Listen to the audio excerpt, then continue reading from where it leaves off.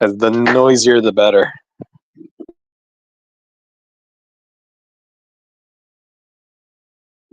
I thought I would change my avatar so we can all be on the theme of Eurasianism, Asian esoterica. I have here as an Afro-Cuban girl who's wearing a kimono, a part of the worldwide animeism, so it's relative.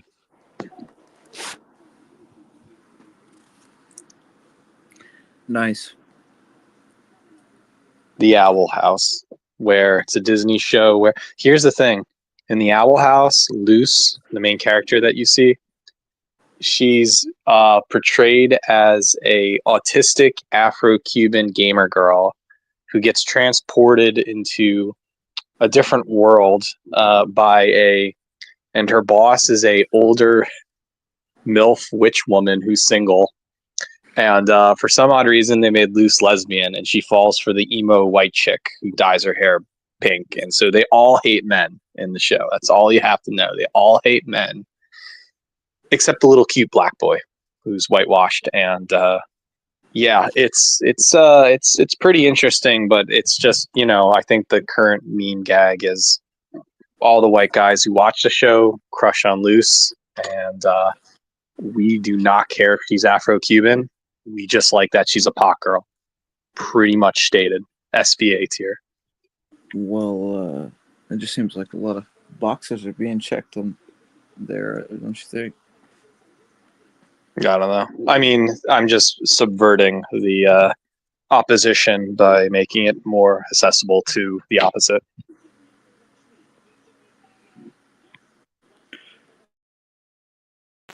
Unseen is a hardcore Orthodox Christian, but he's like not like the Judah type. It's a different thing, and I think you met Anna before. So, but I hope you guys, hopefully everybody will be have an interesting thing. I'm gonna cover some of this. If I have to say one is tickets for Kraftwerk go on tomorrow at 11 o'clock. The first opening night is Philadelphia, which I'll probably go see. Fortunately, they're not hitting San Francisco. I don't even think they're hitting LA. But for the promo, they showed a video of Tony Hawk and his son Riley skateboarding for some irrelevant reason, and they played We Are the Robots and the Autobahn. So it fits the mood. And he left the chat.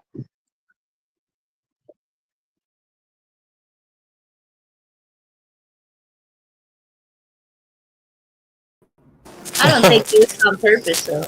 Well, what happened? I don't think it was because of you, but he might. No, I don't think so. He was organizing a Tyler Durden-style raid over in some Orthodox circles, I think. So. Yo, what is up with your audio, Neuro? Everybody's robotic here. It's Kraftwerk. Hold on one second. We're all doing their shit. It's all Kraftwerk here. Sad trombone. But y'all sound fine to me. Yeah. Okay.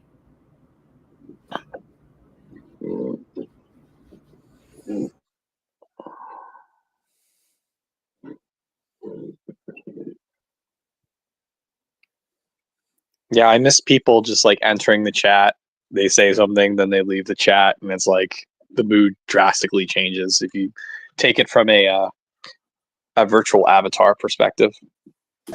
Yeah, that's how I generally operate. It's not out of, I don't know why. It's just if I have something to say, I'll jump on. If not, I'll jump out. It's like, I don't know, the etiquette, the 4chan etiquette of entering and leaving the chat. It's funny in its own right. Virtual reality, public access TV show 2.0. Just jump in, just call in. Or basically a large public access TV show niche community. For all we know, we could be that's what's worse. We could be rebroadcasting this on Montauk, New York, and only people in the Montauk area get it. Promethean fire. Fire. Is that sick. A real fire? That looks like a fake fire, Neuro. Real fire. Yeah, it's a synthetic. What do you call it? A gas. Oh fire, yeah, it's like a fake one. Okay. Yeah, like it looks synthetic like electrons. It's a synthetic campfire with steel pine cones in the middle to make it look authentic. I like it. I remember I was in Montauk like 3 years ago. Like nobody lives in Montauk because it's like the east end of Long Island, and like the interesting aspect of it is that there's cable TV and like there's a Montauk community channel, and I literally wrote the name. It was like Bill's News Weekly, and it was like filmed with a VHS camera, and it looked like it was from like '96, but this is like 2021, and it's just like totally absurd. And like I could just imagine retiring in Montauk and watching Bill's weekly news program, and it's like I don't think what we're doing right now would be no different. We just would have to like convince the Montauk public access TV people to like restream this, and we only get 5 like old people living in Montauk to watch our stuff. But it's like then we can say do whatever the fuck we want, and it's just like actually on cable TV. I would, if I was living in Montauk, I would literally be living near that lighthouse and just tuning into this like it's some weird it's the spirit of it, the spirit of queer culture. The spirit of queer culture, don't you know? Elvis has entered the building. Has entered the chat. Ifi has entered the chat. Greetings, humans. Is that the crow? I am the crow. That's awesome. I literally thought about the crow today at work, and I was just like, what if my whole internet career is I'm just the crow? I'm literally just not that I'm Brandon Lee. I'm like the crow comic book adoption, James O'Barr tier, and just like getting revenge on everyone by just like telling the truth and going around and saying the N-word or something. Suddenly there came a tapping, as if someone gently rapping on my chamber door. But I do think everybody has became the crow to make a point of view that because the way I am and what I believe is just my heart being broken or something, and so I basically painted my face white and black, and I have like supernatural. I can do whatever I want. And I represent that through blogging sphere, so I understand the crow mentality. Near, Nice. far, wherever you are. What's that song on Titanic? You know what I'm talking about.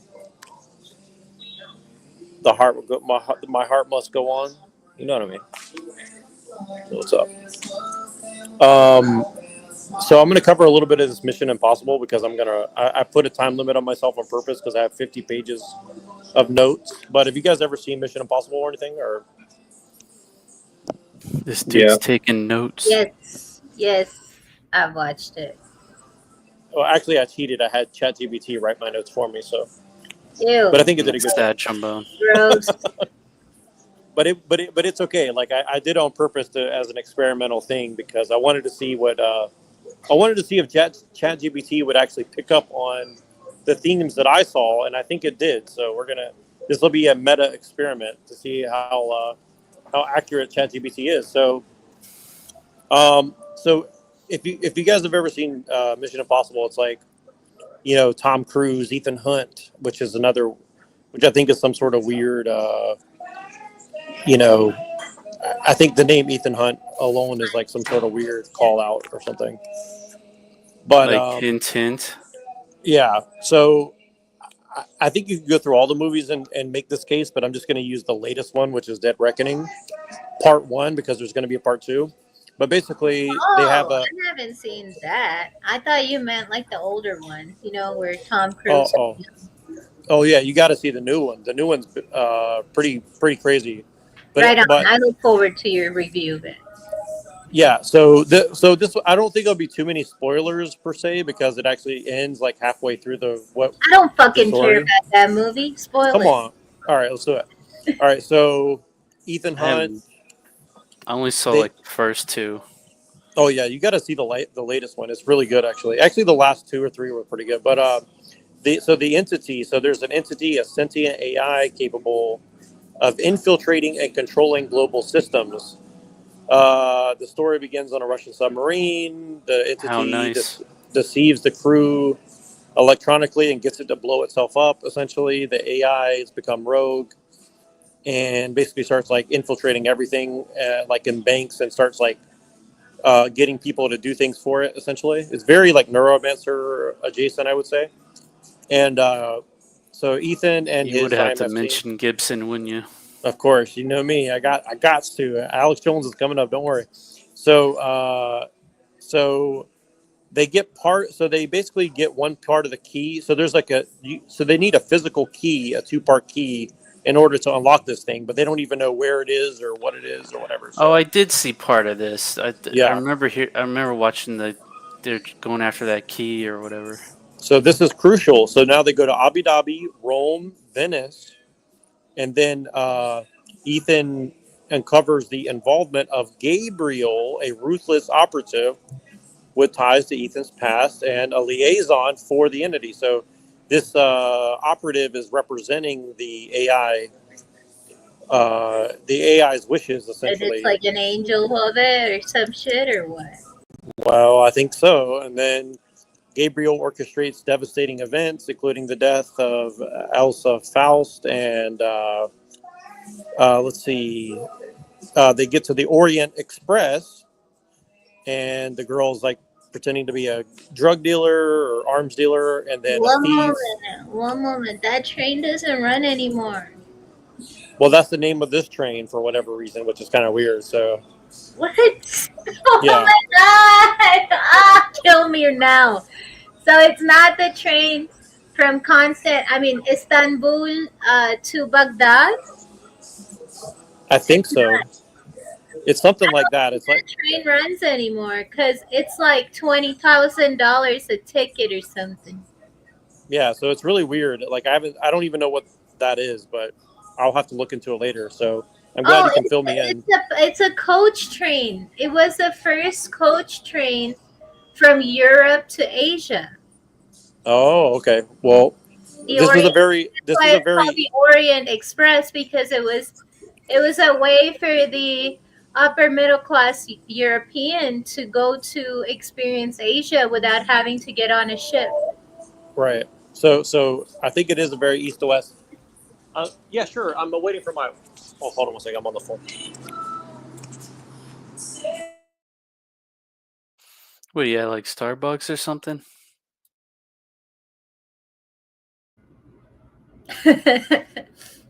But yeah. Anyway, I'm pretty sure that's a train from Istanbul to Baghdad.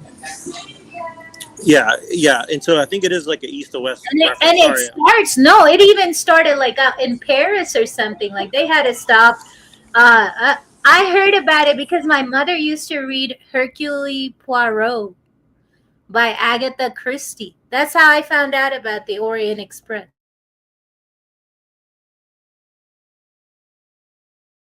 Yeah, sorry, I'm waiting for my food, so somebody talk to me. But yeah, so I'm waiting for my dinner basically. So I'm gonna pick it up and take it out. So yeah, essentially, yeah, I think it is like an east to west reference. But then yeah, I think there's like, I'm glad you fill in the details because I don't know about that. But basically, the Gabriel guy like sabotages the train and it starts derailing, and it's like a big action sequence essentially. But I think there's a lot of symbolism in it, but that's not important right now. But so we're talking about Mission Impossible: Dead Reckoning for Unseen who just joined. So I'm gonna. So let me see. Sorry, I've lost my note. So, anyways, it just says the film blends espionage, betrayal, action, personal stakes, and so then I asked it a question about stuff, and I said, "What are the occult references that you can make from this movie?" And it says, number one, the entity as an omnipotent force. The entity is a godlike figure with omnipresent control over digital systems, symbolizing the occult idea of a hidden, all-seeing force, its ability to manipulate reality, hidden truths, stuff like that. The 2-part key, the central MacGuffin, the cruciform 2-part key is an archetypal. Thank you so much. Is an archetypal symbol in occult lore, cross-like design. It alludes to the ancient esoteric tools meant to unlock divine or forbidden knowledge. Gabriel as an archetype. Gabriel, the entities, human liaison embodies like the harbinger of doom, and it's like supposed to be like the messenger of God. So basically, they're saying like the AI is now a god essentially, and that this guy is like his emissary to do whatever. And he kills this guy Of in the course, movie. So. ChatGPT would call the AI God. Yeah, that's kind of like becoming God without God type of thing that was going on in the garden. That's what I'm saying.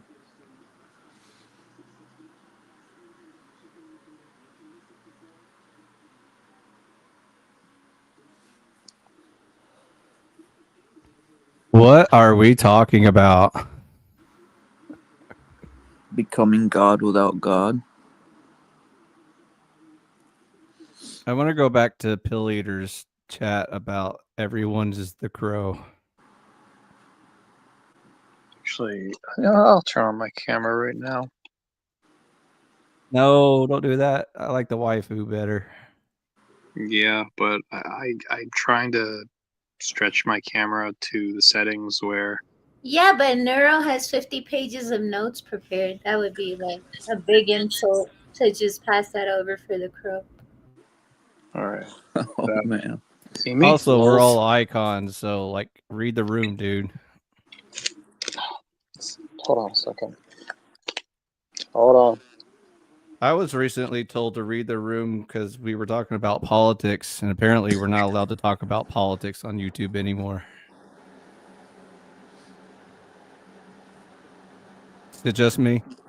I think there's a lot of subjects that are kind of becoming off top, like out of bounds. But I mean, I really don't care. I'll go there. Well, this was on one of those shitty Panelverse channels, and they were talking about the same old feminism they've been talking about for like the past year. And so I think we kind of derailed into like ethics versus morality, and they were like, no, you said the no words. Just stick to the crayon words. Oh, it was What a do you shitty think panel. about that? I mean, what do you expect? Where's all the good panels at? Are we on it? I think so. I think it's a good panel. When Pill Eater's here, it's always a good time.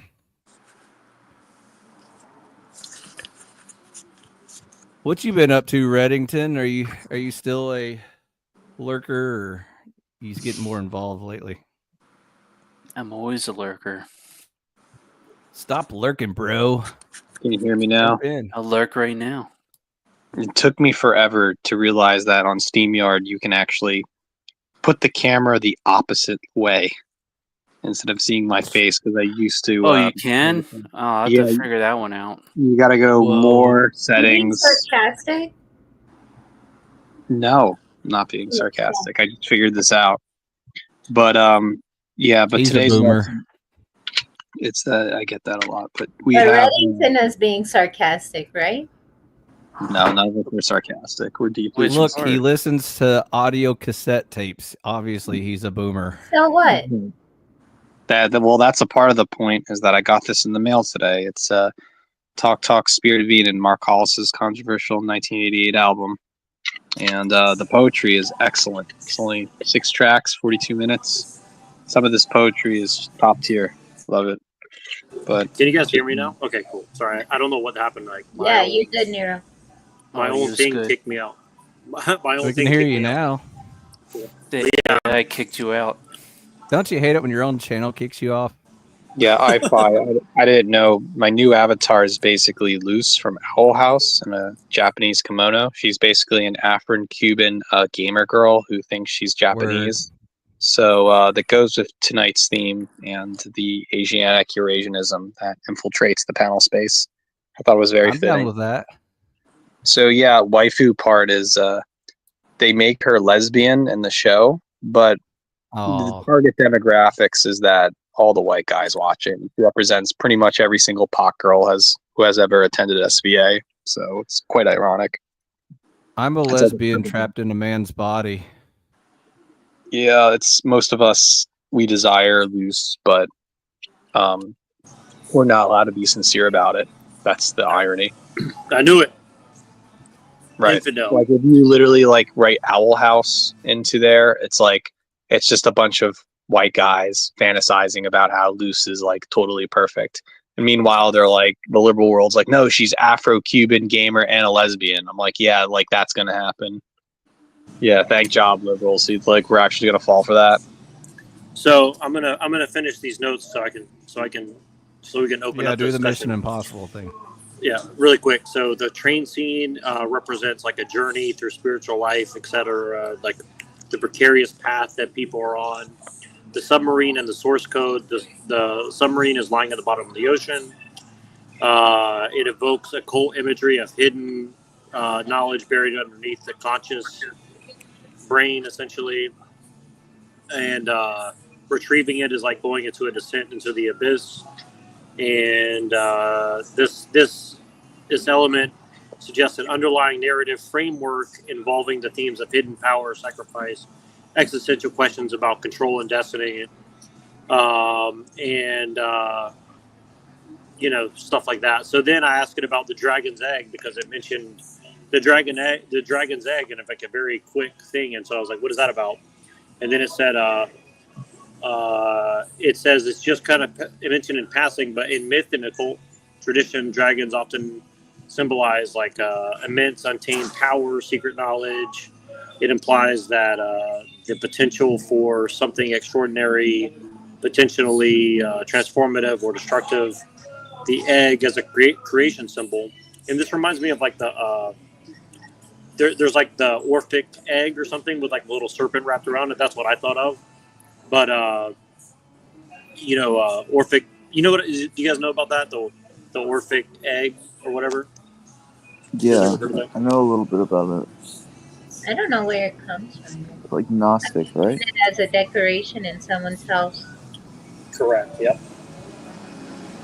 I am not aware of Orpheus's egg. That's the new one to me.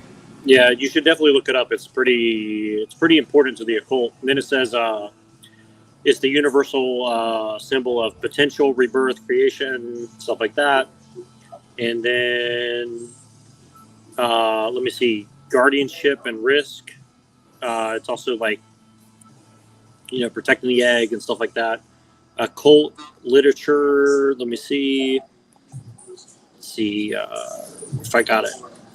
So it's like the dragon's egg.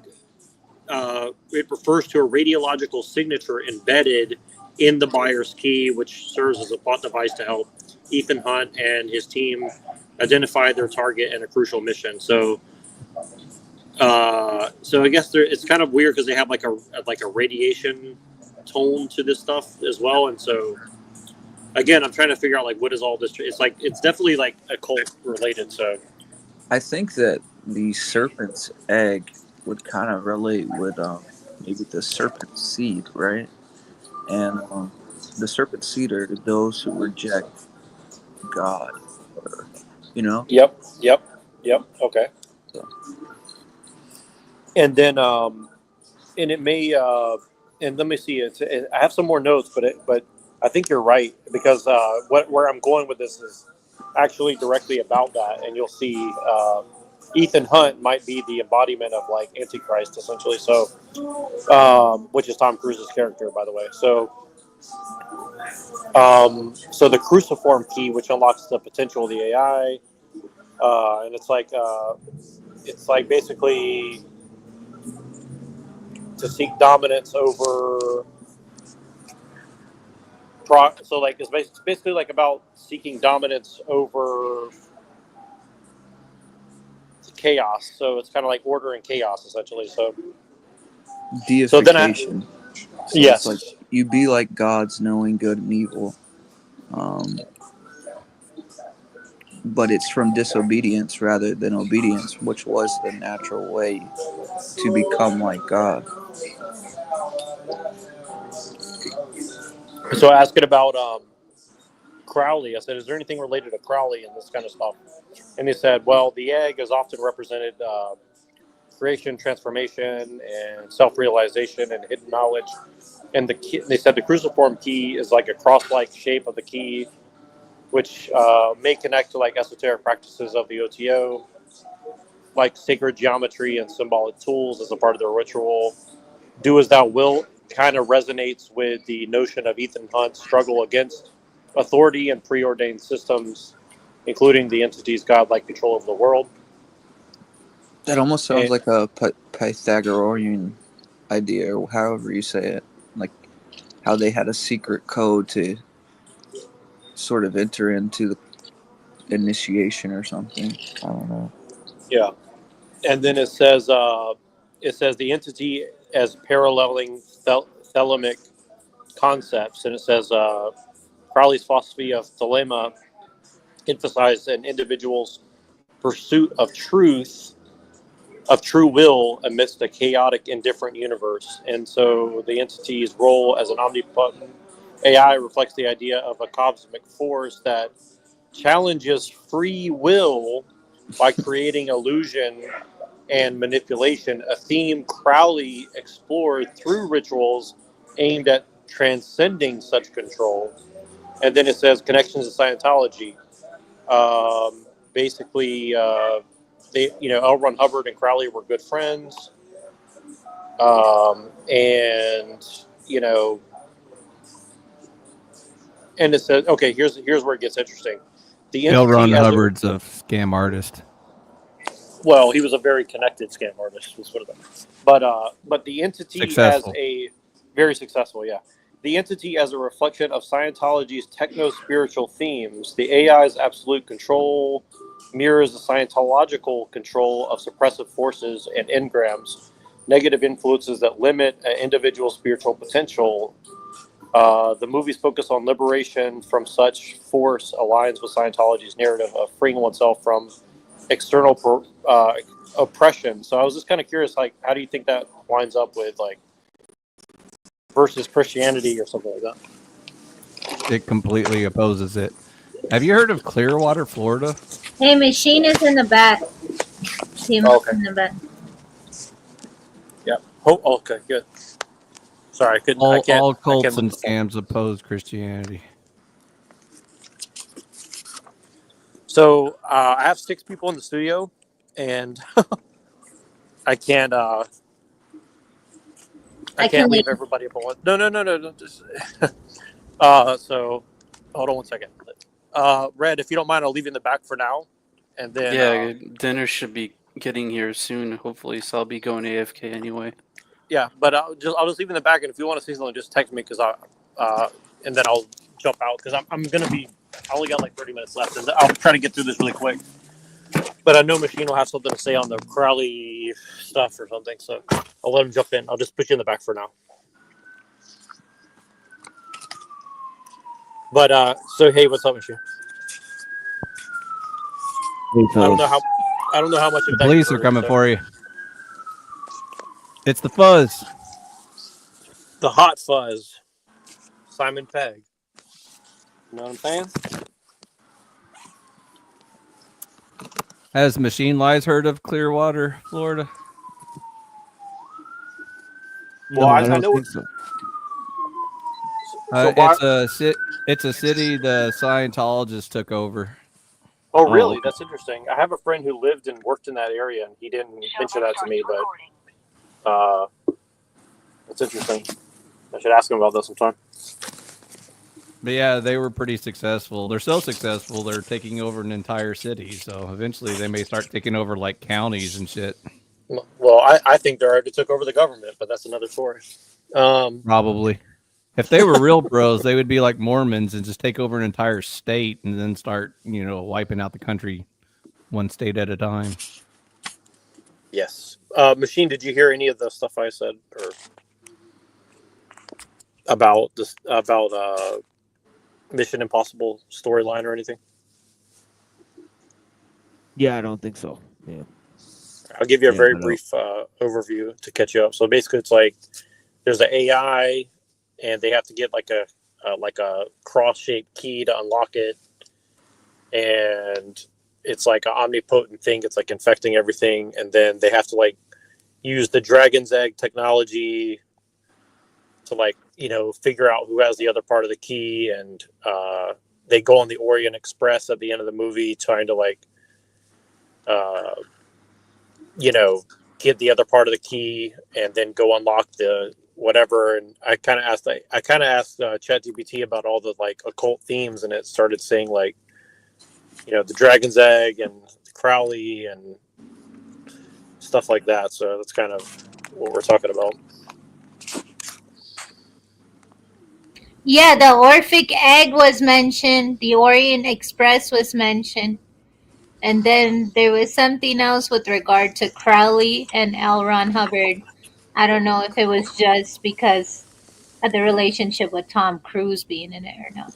Well, I ask it about those things because, and it said that like Ethan Hunt's character kind of like embodies like do as thou wilt against the AI god, but then it said also like it could be like a cosmic force, like the entity's role as omnipotent AI reflects like the idea of the cosmic force that challenges free will by creating illusion and manipulation, a theme proudly explored through rituals aimed at transcending such control. And yeah, and basically they said it could also, so this is the part that I specifically wanted Machine to hear. It says the entity as a reflection of Scientology's techno-spiritual themes. The AI's absolute control of the control mirrors the Scientological concept of suppressive forces, engrams, negative influences that limit an individual's spiritual potential. The movie's focus on liberation from such force aligns with Scientology's narratives of freeing oneself from external oppression. And then you have like, then it says the key is a mystical tool. And they said that in like some of Crowley's stuff, they have like symbolic objects representing access to hidden realms of knowledge. The key in the movie operates as a similar tool to like unlock knowledge. And then it says Ethan's journey mirrors like allegorical struggle for enlightenment marked by sacrifice and pursuit of transcendent goals. And like they have like two women and one has to be sacrificed. And it's like, so that kind of reminds me of like they have like, you know, like now the Jesus like savior is like a woman, so it's like he had to pick between one dying over the other or whatever, and so I thought that was kind of weird too.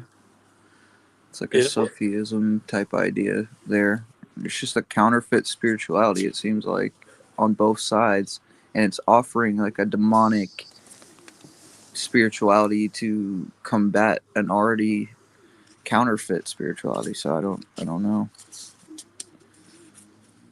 Right. And then I asked it about the process church. It said the dichotomy of good and evil symbolized by its worship of four entities: Jehovah, Lucifer, Satan, and Christ. These oppositions reflect a view of the universe balanced by conflicting forces, similar to the themes on and control and influence. And it said, let's see, occult mysticism. I mean, that's So right they out said, of the process church, right? yeah, and they said like portraying Satan and Christ as reconciling forces rather than pure opposites.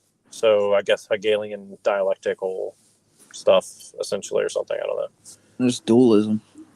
Yeah. Well, it actually later on somewhere in here gets into dualism. Yeah, here it is, right here. It says the entity as a godlike force, the AI. It mirrors the process church, omnipotent forces dictating human outcomes, and then duality and conflict. So the dichotomy. Let's see. Oh, sorry. Here it is. So it's Lucifer versus Jehovah, or Christ versus Satan, resonate with Ethan Hunt's moral challenges in The Thing as he battles agents.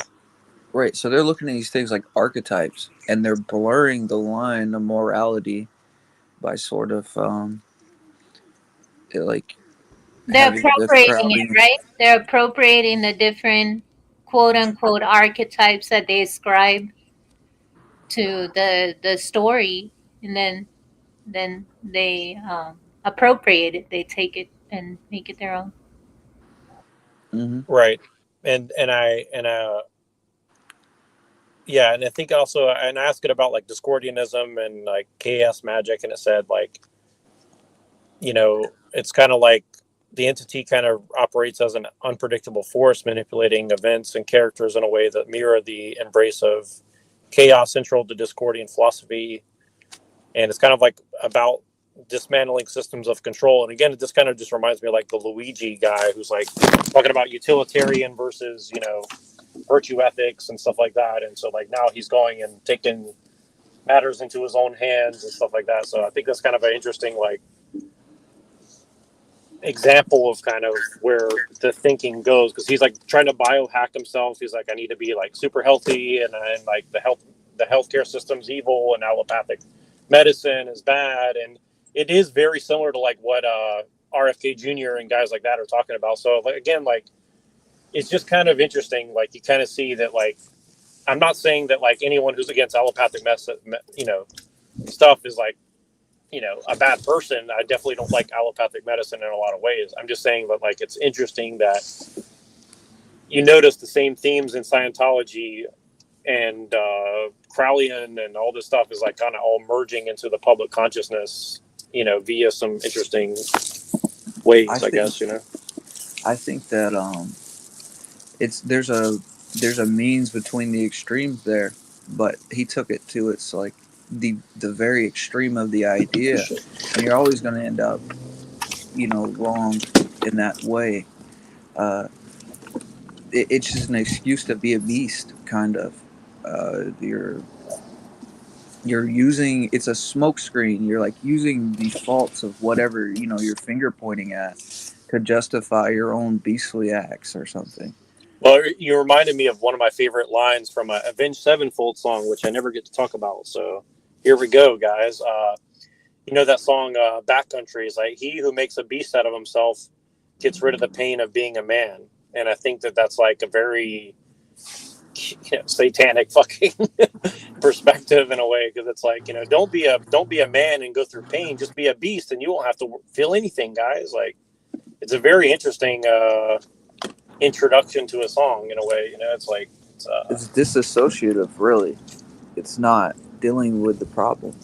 And I think again that as all the themes seem to be touching on this becoming God without God, but that's a delusion. You can't get structure and sanctity out of disobedience, and the ends don't justify the means, and actions do have consequences. So. Well, not according to these guys. They saying that you got to be and it's kind of weird because like I do see like the temptation in Christianity too is like, be the man of action and God blesses those who help himself, or you know what I mean? Like there's these kind of themes that have kind of like seeped into Christianity, and like I can kind of see like how easy it is, even from a Christian perspective, to kind of like justify certain ends and certain needs and stuff like this, and again, it's like, it's just interesting. Like everywhere you look at all the religions, everything has kind of become very similar to like this ideology, essentially. Like, why is that? Why is this like reoccurring pattern happening? It's almost like an outpouring of an unholy spirit or something, Well, and again, it's like even atheism or even non-religious people, which I think is probably getting close to the majority of people on Earth in some sense or another. I mean, I think even most Christians that I've known are kind of have more of a secular religion than they do a Christian religion. It seems like they're just taking their secular religion and applying a sticker of Christianity over it. And I'm just speaking from that perspective because that's what I know. But I'm just saying, like, I think that's kind of the situation with everyone. And so I don't know. To me, it's like you see this like movie and it like hits all these themes of like you said, like dualism in particular is like something I think is interesting, because like you kind of sympathize with someone like Ethan Hunt, who's like, he's trying to stop something from hurting humanity, right? And I think it's kind of weird, like everybody here, we're interested in technology, and like, how do you stop the forces of nature from imploding in on man or something? Like And then how does man stop its own creation from destroying that which he created? Essentially, it's like, it's a very weird conundrum in a weird way, because it seems that he's the good guy trying to stop the technology, but is he really? Well, And I that's think how that's what they frame it, and it's to get the audience to buy into the idea, to put themselves and sympathize with this, this Gnostic, beastly idea, and it's programming, definitely. Well, Because go ahead. people in the 50s wouldn't think like that. You show the people in the 50s or 40s a video like that, they'd be like, this is ridiculous. Yeah, they couldn't digest it. But I think it's aimed at children, really, because we're all old news now. We're not the young uns anymore. So, I don't know about you. I'm forever 21. I shop there for my dresses all the time. Also, maybe most of the Christians aren't Christians. That would be my first guess. Secondly, what's the conflict between nature and Christianity? I missed that part. Well, I mean, I don't know if there's a direct conflict, but what I mean is, like, so God made man, man makes technology kills man. Like, does it? What about the technology that saves lives? Well, that's another argument, right? What about the technology that helps spread the gospel? See, here we go. Okay. Now we got a debate. There's good and bad with it, but I think freaking troglodytes. I think the major issue, though, is that we're viewing. Yes, we've gone in this direction with it, but it never was supposed to go in this direction. We're already in this kind of fallen world doing these things. So, what direction did you have in mind? Well, I mean, it's not the direction I had in mind. That's the reason why it's wrong, because everybody has their own direction in mind. You said it wasn't supposed to go in this direction. It wasn't. What is this direction? This direction is separation from God, to become God without God. That's where technology's at, which was what we were sold, what Adam and Eve were sold in the beginning, to become God without him. All technology, like, do you have like internet in mind, like computers? Like, what are you talking about? I'm saying technology in itself isn't evil, right? But that's the theory. The fact that it is a creation of a fallen world, it's always missing the mark in some way. I don't think it was created without nefarious purpose in mind, and if a tool is imbued the qualities of the maker, then what do you say about that?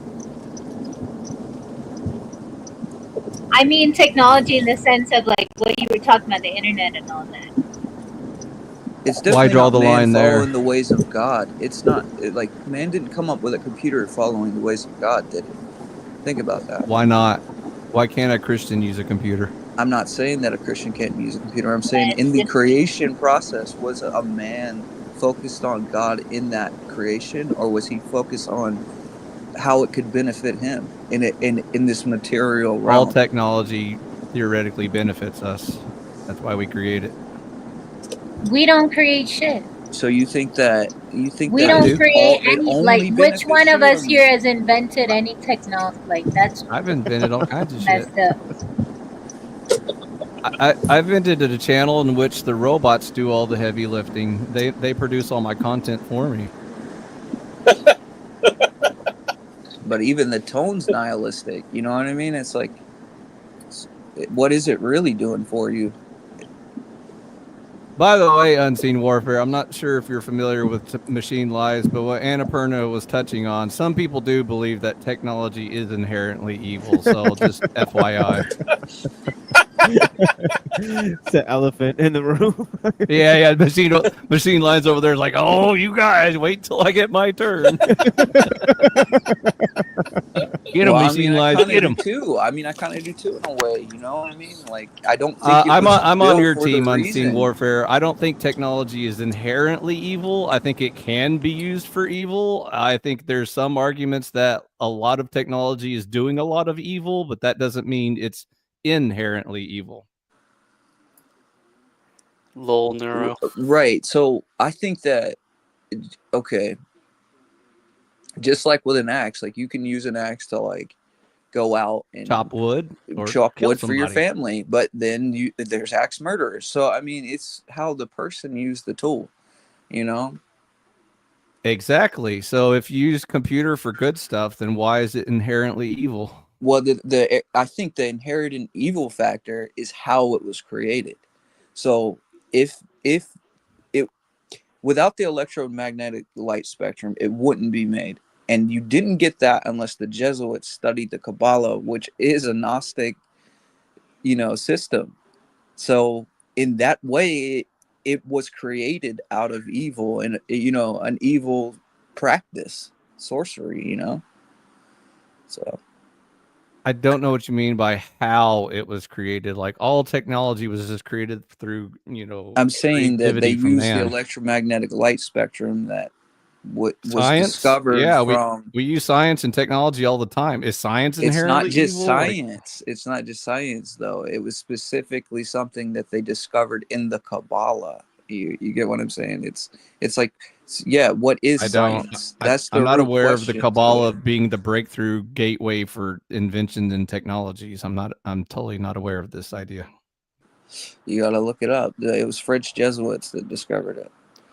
If a bunch of devil worshippers invented solar panels, would that make solar panels inherently evil? Solar panels pollute the crap out of the places that they're extracted from, like the minerals and stuff. I'm just trying to figure out where the inherent evil comes It's from not in like technology.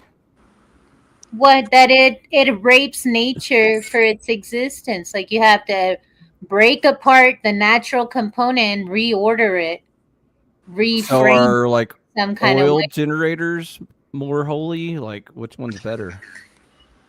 What are you talking about?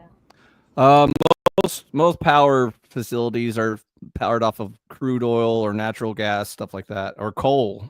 Is coal more holy than We only solar need panels? these things because we're in a fallen world. At one time, we were in Very true. paradise. So it's like we only So we only electricity is evil, or what are y'all getting at? I'm totally missing the Yeah, it point. wasn't needed. electricity is bad for your body. Just like having electricity coursing through cables above your residence like is bad for you. That's an objective truth. But I'm I not a think medical doctor, but I'm pretty sure if I take all the electricity out of your body right now, you would die. I think that That's God not can the take same something. thing. That That's exactly electricity the is same not thing. the That's what same. electricity is. Electricity and not in the body is not the same as That's electric exactly the same. cables emitting radiation that harm your body, that harm your cells. So, Exactly like, the don't same. equate those two. That's not the same. Well, There's and it was different also created for frequencies and somebody's power, but individual there's gain it's the too. same Like electricity. it wasn't like That's somebody true. created a computer to help mankind. I mean, they might have sold the product in that way, but it was for individual gain. And I'm not saying that individual gain in itself Well, is the internet horrible, was but created by the military and used for 20 to 30 years before it was released to us, is what they say. right, I'm sure that's true.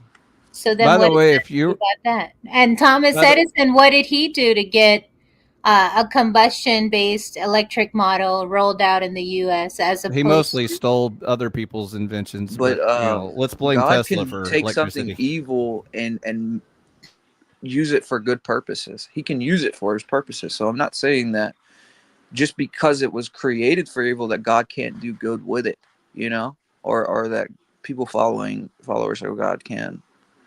Um, So so why is yeah. it not just a tool like any other tool, like a hammer or a screwdriver?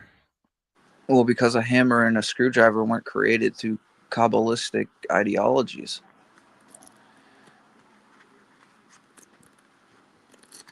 Okay. Well, I guess there is the old ethical question of like if you derive technology through evil shit, is it still good? Like when they were doing genetic testing on humans and stuff during World War II or whatever. And I don't so think it should be looked at as a strictly is it good or is it evil, like a black and white type thing. No, I mean it's an ethical question. Like, if you have to kill humans in order to advance certain technology, is it worth that technological gain? I understand that dilemma, but I don't think that's what we're talking about here. So, just making sure we're not. Yeah, going even down though that people rabbit hole. did die. Yep. And lots of people died all throughout history inventing hammers and screwdrivers and No, electricity. You think they died making hammers? that's Oh, yeah. stupid. That's stupid. That's a stupid. It's not Sometimes effective and a it's not man would pick backed up a by hammer Sounds anything. absurd. and take a hammer to his neighbor's head, and then that neighbor died. And so they Yeah, found but out that that wasn't hammers the are invention lethal. of the hammer. Yeah, but what? All right, we've been watching too much 2001: Space Odyssey. Looks like. There's a bunch of monkeys in this room, so be careful. Wait, say that again? Hairless monkeys.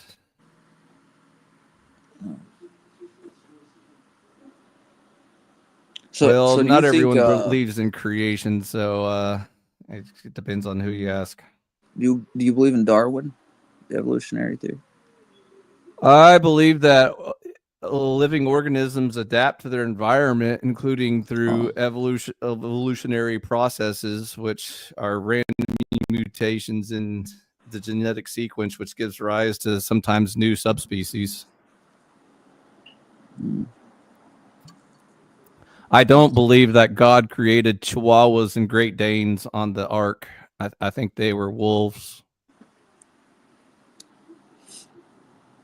And then we evolved them out of the wolves.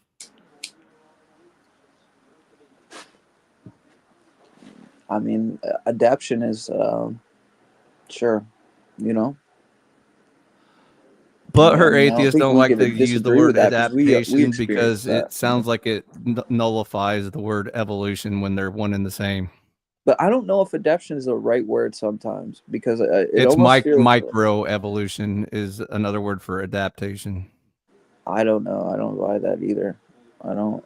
The debate is read a between book on this, macro but- evolution and micro evolution. So, but her atheists believe that, rocks evolve into fish and fish evolve into monkeys and monkeys shedded hair and became man, which is macro evolution. Mm-hmm. A primordial Even soup most idea or something. Even most Kool-Aid drinking young Earth creationists are okay with microevolution because some of them believe that wolves were created by man. Not wolves. Chihuahuas and Great Danes were created by man out of wolves through evolution. What? How could man create a species, though? Really, you know what I mean? It's not that man. You created select it. what breed, what traits you want. So, like, if you want like short noses and small arms and small legs, But and then you creation can is just kill something all that's the come other out of offspring. nothing, and like you're bringing it into life. That's what the type of creation God did. So it's not a true creation, I don't think. But. Yeah, it's the old bit, bring your old dirt. Yeah. So again, all creationists are on the same team. So most creationists don't know what they believe. So especially the young Earth variety, but the old Earth cater too much to butthurt atheists, and they'll go right back into creating something out of nothing. And they're okay with that. But that's where I don't have that much faith. I'm a Middle Earth creationist, so I don't think either side has a valid argument.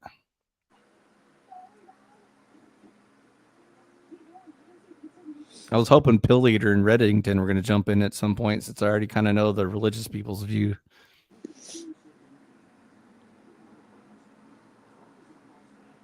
Pill Eater, Reddington, are you still with us? They're gone. So Machine Lies, are you young Earth or old Earth creationist? I can't remember.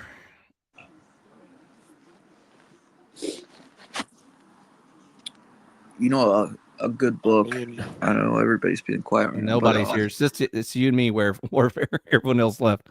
I guess so. Here. I just oh, there he is. What I would say to that. I don't think old it's Earth irrelevant. is like billions of years. Young Earth is like about 6,000 years. Yeah, I know. Yeah, I definitely don't think that the Big Bang story is correct, right? So right, but how old do you think the Earth is approximately? I mean, I wouldn't wager to go beyond what we can detect through historical records. So I wouldn't go. I don't think there's any reason to go back before 6,000 years or so. Do you include geology in your historical records? No, I don't ponder geology, just human Okay. history. Yeah, just human Well, history. that creates a problem then because Yeah, human history. I wouldn't say 6,000 years, but let's just say I wouldn't say billions of years. And I That's think that roughly might be. how reliable human history is. That's why they picked that number, by the way. What do you mean? Young Earth creationists said that they think the Earth can't be older than 6,000 years because as much human reliable history we have goes back about 6,000 years, 6 to 10,000 years roughly. Yeah, I mean, yeah, I mean, I don't know if I believe the entire story of Galileo and all that type of stuff. I have no reason to believe any of that. I So the got fact that something on carbon dating here if you guys want to hear this. Um, Carbon dating is only used on organic substances. The half-life of carbon-14 is 5,700 years. So obviously this method can't go back too far. Some people think you can go back 2,000 years or more with it, but this involves so much guesswork that it cannot be accurate. Even people who defend it say that it's fairly reliable back to about 3,000 years ago. But if it goes back further, then it gets more and more unreliable. The system is based on a whole set of assumptions. According to scientists, the most reliable dating system is not radiocarbon, but tree ring dating, dendrochronology. They were recently able to test a whole series of things comparing radiocarbon dates with tree ring dates. And they found out that the radiocarbon dating method was off more than they thought. The tree ring counts have tended to give great ages by several centuries in the radiocarbon dating. Other radiometric metric dating methods are used to get older age, millions and billions of years. The potassium argon method, etc. There are all kinds of assumptions involved in these methods. You have to accept these assumptions before the system works. End quote. Um, yeah, that's interesting. So a lot of these Yeah, ideas are built on assumptions. the old Earth creationists or just old Earth camp don't really use carbon dating anymore because we also noticed that there was major foul ups whenever like yeah, salt water gets involved, and so but that like completely that's a screws up. major it's a major false dichotomy, right? Because like one is based on human history and the other is based on faking gay space theory. So Right, but they don't neither are appeal reliable. to carbon dating anymore was my point. They use more like other radiometric dating, like half lives of like, I don't know, xenon or argon in the Earth's crust and jazz like that. I personally, I trust the text. Like You it's like you said it. You don't know. You don't know. That's it. You don't know. It's just mumbo jumbo, smoke and mirror, razzle dazzle. And there's heck no way in hell I'm getting into any one of these labs or even holding an argon gas in my hand in a canister. Like there's no objective way to verify any of this.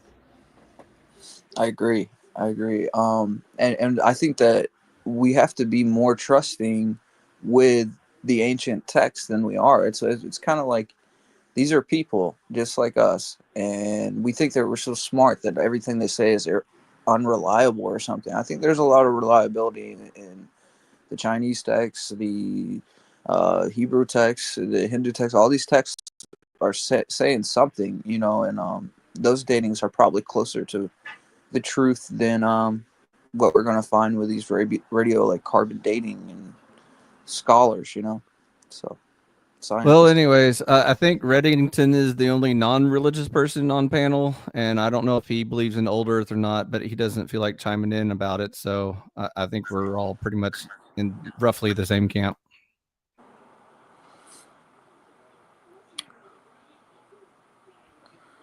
I'm converting Reddington slowly. Reddington, how old is the Earth?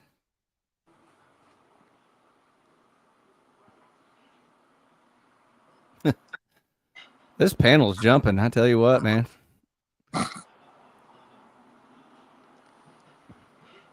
Well, anyways, we already had religious debate, so I don't think we need to get into that again. My only, Bet you lost. I guess, you wish. So, what was I gonna say? I already forgot. Well, you won that round. Anyway, I was gonna say I only had a couple of parting thoughts on the culture war that's ongoing. It's weird that they're just stuck in the same rut, of the feminism bullshit and the left wing propaganda that they just keep harping up every time they try to pretend like it's a new topic, but it's the same old bullshit they've been arguing for over a year now. I find it weird that like they don't ever evolve or grow past it or anything. Like they don't feel like any progress has been made in as far as human knowledge or whatever. So I thought that part was kind of interesting, but it actually kind of reminds me of the old atheist believer argument days. Wait, so Speaking. I don't understand it feels like sometimes you like to cover a lot of bases. You know what I mean? Like, did you want to keep talking about but the you're a age of the Christian. earth? Like, what is it? Which one is it? I'm a Christian. I'm a Middle Earth creationist. I don't think either side of the debate has any valid points to bring to the table. Here's something. The man acknowledges the father of the Big Bang cosmogony was Abby George Lamerch, 1894 through 1966. He was a Jesuit priest. One day in 1931, while reading an article on the origin and the end of the world, he came up with the idea that the universe exploded and then evolved out of a primeval atom. I guess that's what that says. Primordial? It says Primeval. Primeval. Right. Okay. So, a contemporary of his fellow Jesuit, Teilhard de Chardin, he tried to do for astronomy what Teilhard had done for biology, create a synthesis of Christianity and the evolutionary worldview of modern science. His primeval atom. Yeah, I covered this on the show there. Essentially, they're just combining Aquinas, which Aquinas is just combining Aristotle with Christian metaphysics at the time, right? So all this idea of the primordial atom or whatever, it just comes from Aristotle, right? Because he said that the universe was made of basically primordial substance that was formed by God. So it already existed, right? So, well, that's already off. Yeah. Yeah, because it's always that's a screwy business to try to scientifically analyze miraculous events. So yeah, that's why Einstein, he thought that the universe was eternal. This is a true story. Einstein there's no said evidence of that. But yeah, that was one of the old butthurt atheist theories, was that it's like this series of contractions and expansions that go on forever, but it's always been here. Yeah. And there's no evidence of that. Yeah, but and they have the faith to believe that. Yeah, and really it comes from Aquinas, Maimonides and Avicenna. Avicenna said basically, he came up with the argument from contingency, the cosmological argument.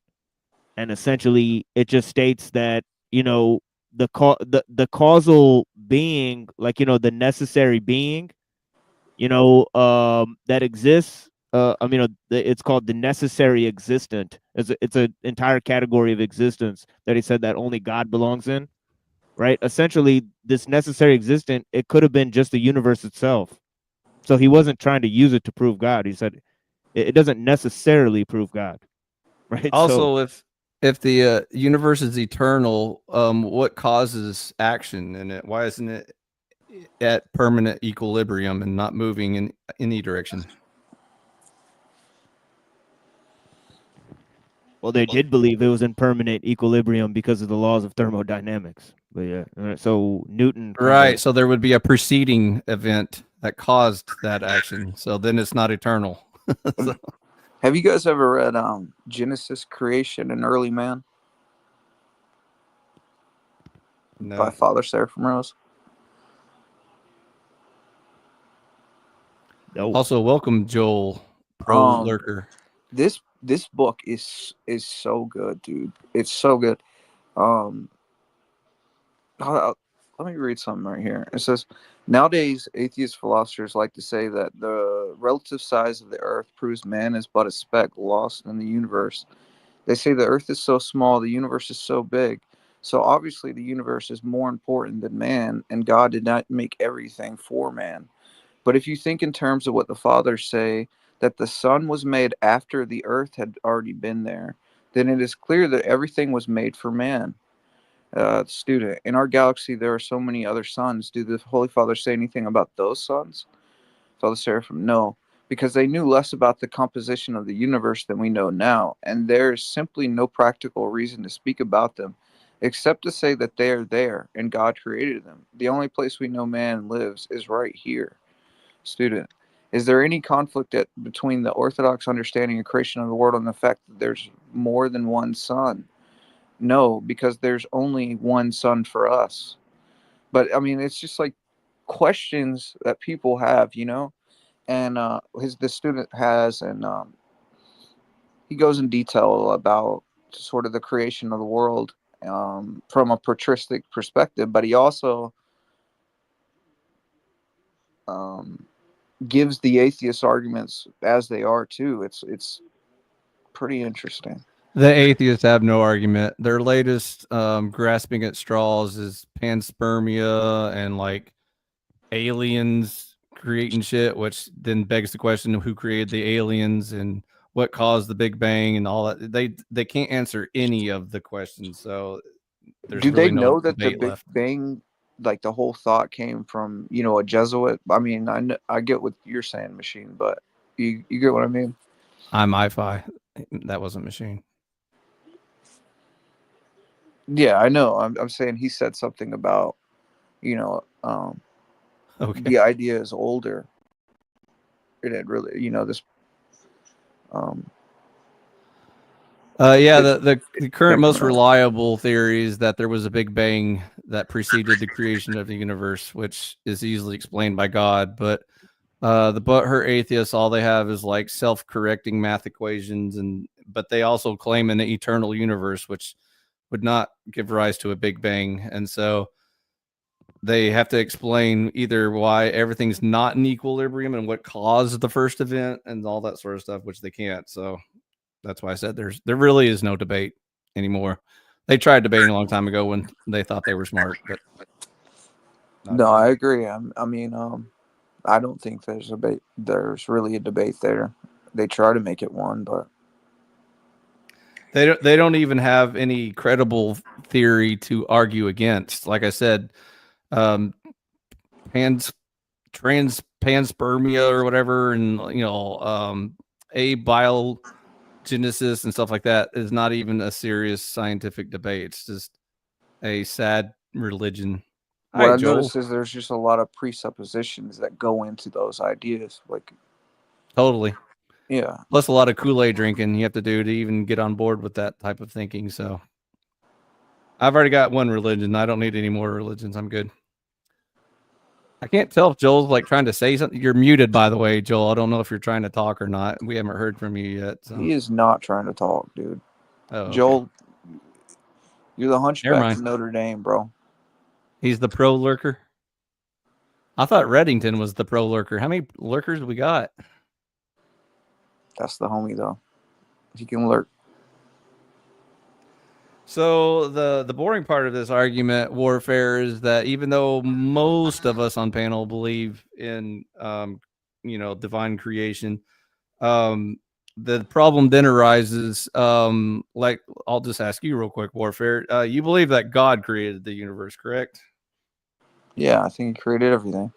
I mean, I Okay. kind of know he did. Could he have created it last Thursday?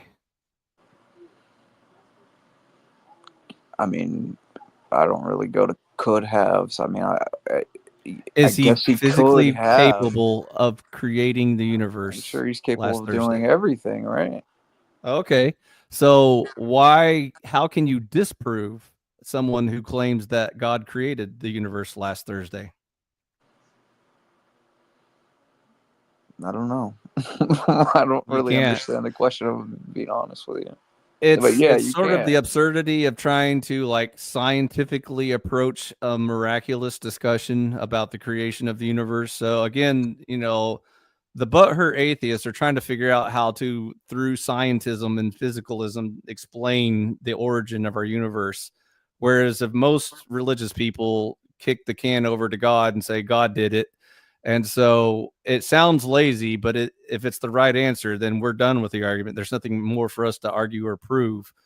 Now, the butthurt atheist will say, well, you're dumb and you don't understand science. And then we have to explain to them, how, eternal universes don't have big bangs and stuff like that, or self-causing events or anything like that. And so that's where they get into all kinds of kooky religions about, self-correcting math equations and yada, They yada, get yada. stuck on the fingerprints or like the footprint of God, and think that somehow disproves him. It's like, no, this is how he structured things. You know what I mean? It's So even if you use like all of, reasonable philosophy of using science to determine roughly how old the universe is, it at least appears to be, pretty old, like if not hundreds of thousands, millions, maybe even billions.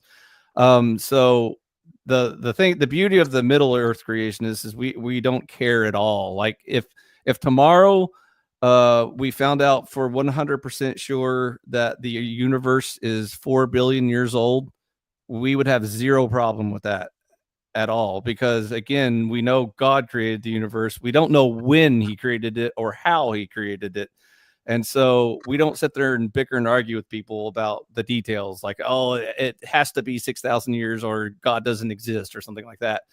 And that's the mistake the young earth creationists make. They base their entire religion on the scientific claim that they know for scientific fact that the universe is only 6,000 years old. And so if in the future you were to find credible scientific evidence, like in geology and cosmology and stuff like that, that there are older things, then all of a sudden their religion is void. And so what is their that's what the point? That butthurt atheists are trying to attack. is the young Earth creation? Is that God created a young Earth? Young Earth creationism are the group of mostly Christians, that religious people that believe that the divine created the universe 6,000 years ago, not approximately, exactly 6,000 years ago. They can even give you like months and days and hours. They know exactly what hour the universe was created. It was like 4 a.m. on a Tuesday, January 23rd in the year 6,000 BC or something like that. Or no, it'd be like 4,000 BC at this point. But anyways, so those are the people. Book before I really know what I'm talking about.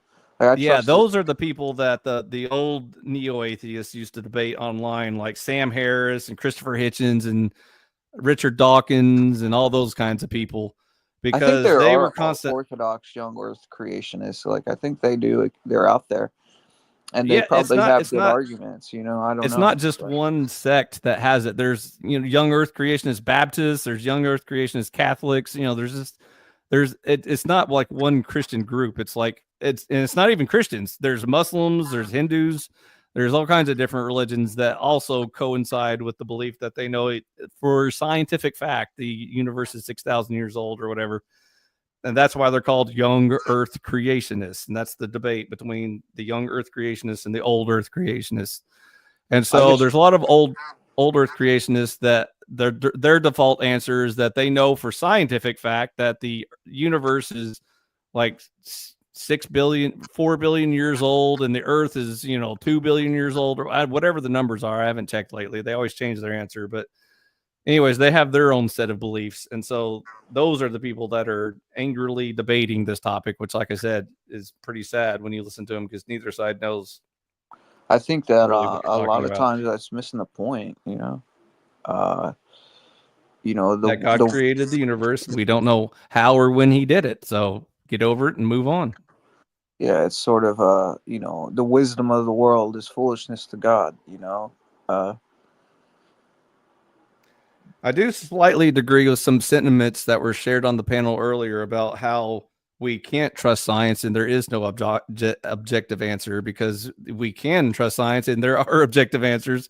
We just haven't found them yet. But, if we do find them, then kudos to us. But, I wouldn't say that it's impossible for us to ever discover, the facts and truths about stuff like that. But personally, I don't think it's that important. But, I don't think depends on who you ask. sometimes I think people try to force this like science versus Christianity type thing, and it's like Of course. that's unnecessary. But it's because atheists tend to take science and call it science, but it's really their philosophy, and they're labeling it science so it can't be disproven. It's like a debate tactic or something. It's a very crappy debate tactic in which they try to sound like they own logic and reason, and all religious people are dumb and don't understand science, and they are smarter than us. So that's their point.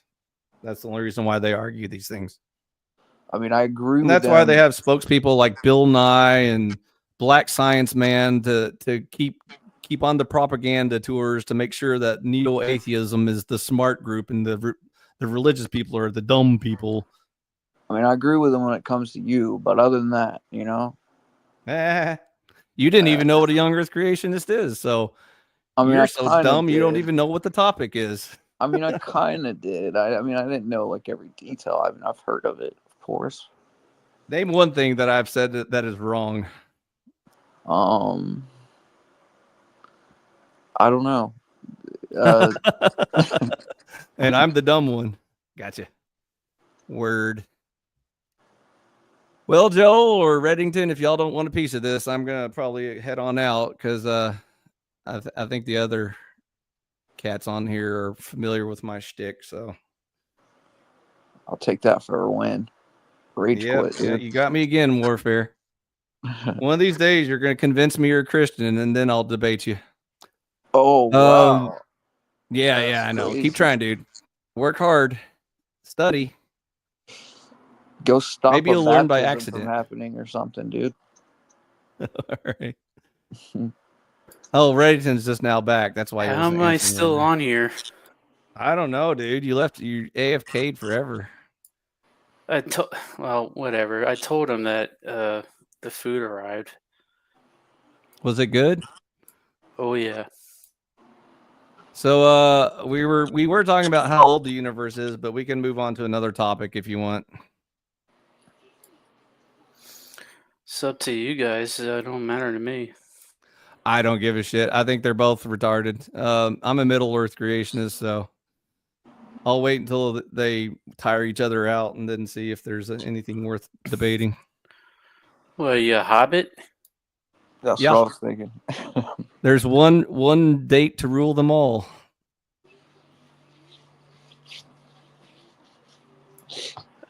I guess I missed the technology stuff. Oh yeah, we already blasted the troglodytes off the panel. That's why Machine Lies doesn't want to fight me anymore. Lols.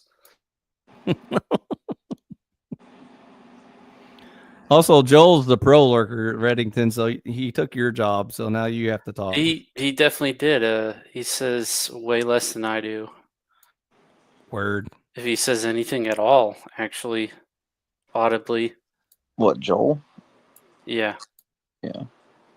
I saw him on camera earlier. Too. That's what's crazy. Like, this dude should be talking. Let's test that claim and see if it's true. Hey, Joel, are you smart?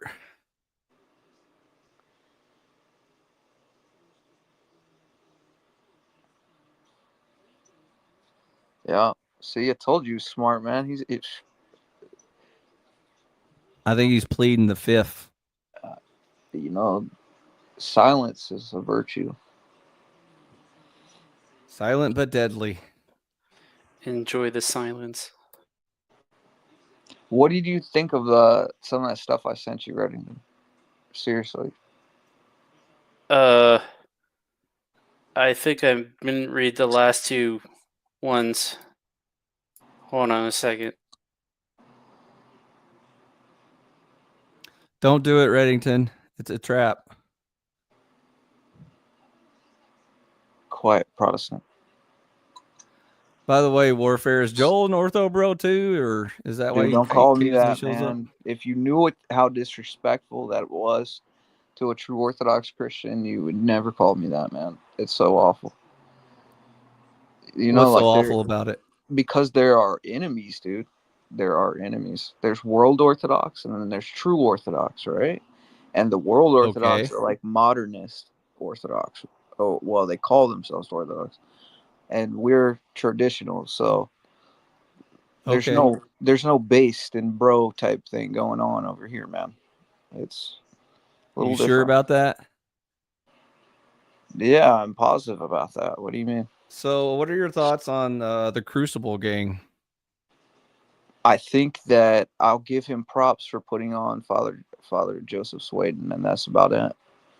Are they ortho bros or not? Are they not cool enough for your gang? Well, like I said, they put on Father Joseph Swayden, so respect. And he like destroyed one of theirs, I guess, in a debate. So Neat.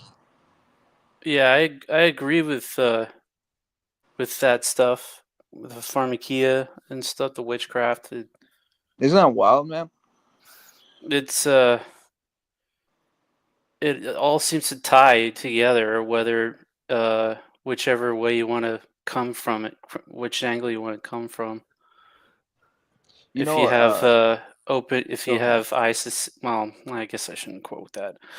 If you're just have an open mind to not be a total normie.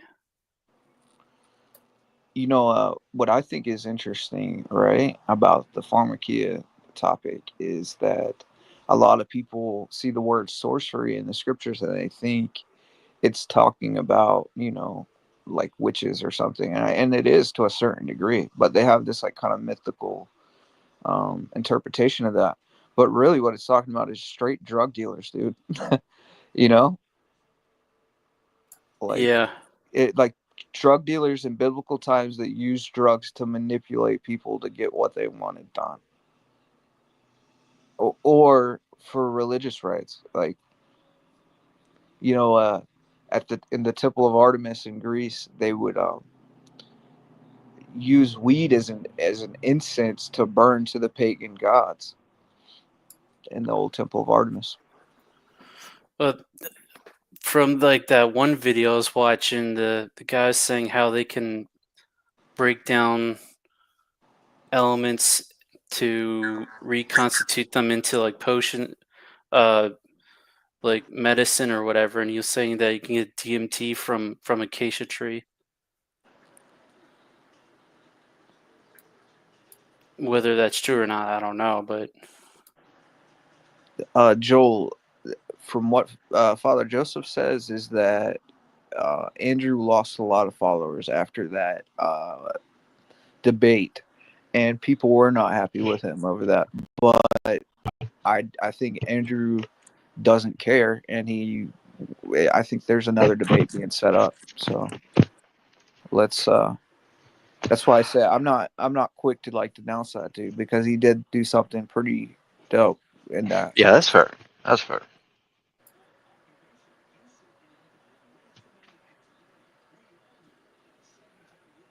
Joel speaketh, I think.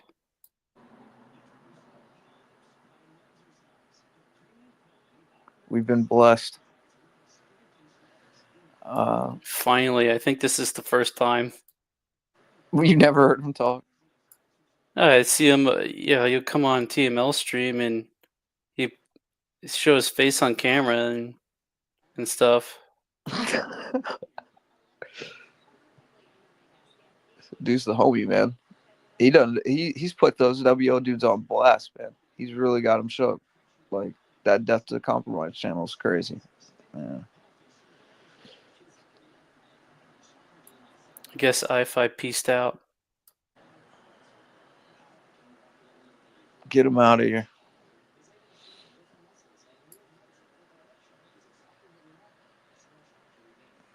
Little Jack, you back? What's up?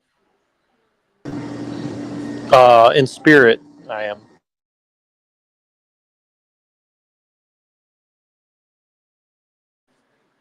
I think televised apocalypse is going to come take my place. Click that link, boy.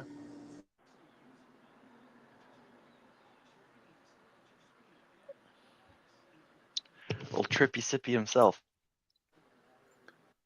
Wait, so the notes for the Mission Impossible movie, I thought that was a preface to us like watching like the actual movie. Well, I would love to do that. If anybody knows how we can actually watch the movie in like a Discord and like record our lifetime reaction, I would definitely do that for sure. But this would be like this is kind of like that's kind of why I mention it, because like I actually would love to do like movie breakdowns like that. That would be awesome in my opinion. Like the Batman movie is very similar. Like the new one with Sparkle in the Sunlight guy. What's his name? Robert Pattinson. You know what I mean? He's Batman now? That's sad, Jumbo.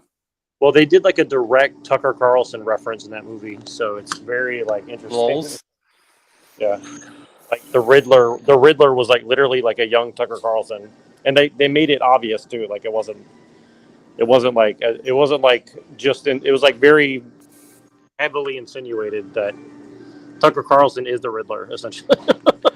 They should have had him. They should have casted him as the Riddler. I mean, Have you ever seen that Jim Carrey's too old now. Have you ever seen that Tucker Carlson Putin interview? I saw enough to know what I need to know from it, but I was You know what kind I'm of talking about?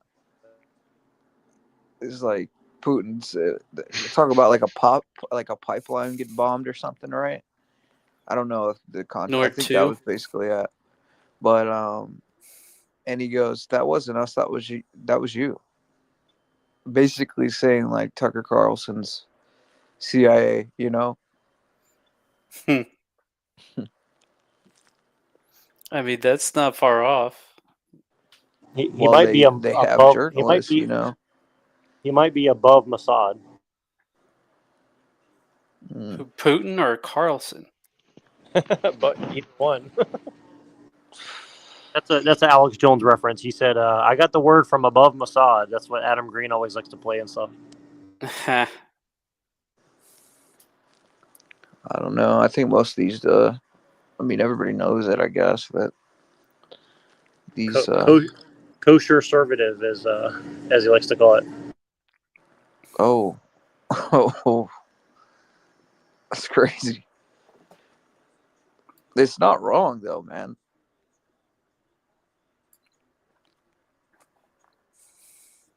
The weird thing is, I was looking at videos on Stalin earlier, or no, Lenin, and the comments section is just full of people like that love this guy, you know, and are calling him a hero, you know.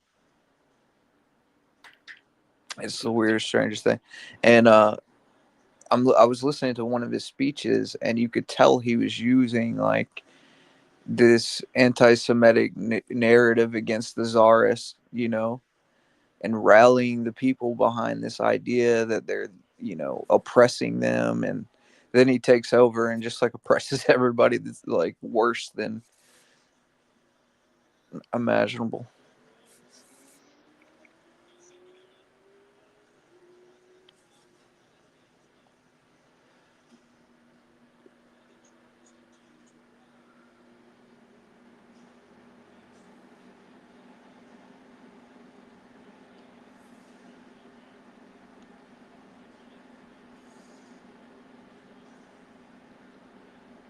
Bromberg.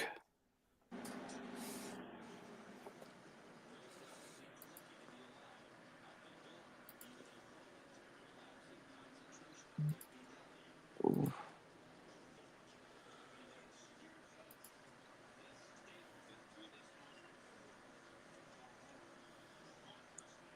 It's funny. I just saw Hanko Flamio. He did a comment saying that now the corporations are blaming the AI for their mistakes. It's like he's like Ethan Hunt trying to protect the AI or Gabriel or something. You know what I mean? Oh, similar spirit, man. The new outpouring of the quote Holy Spirit, you know. That's the way they say it, I think, in a lot of ways. It's like this is a like, I don't know. Like a new opiate for the masses or something. Oh, it is. It's definitely that. There's gonna be a time where the machines will speak for us rather than people stand up and say anything. So Reminds me of old Zager and Evans tune in the year 2525. oh yeah, I know what song you're talking about. Yep. That's a pretty cool song.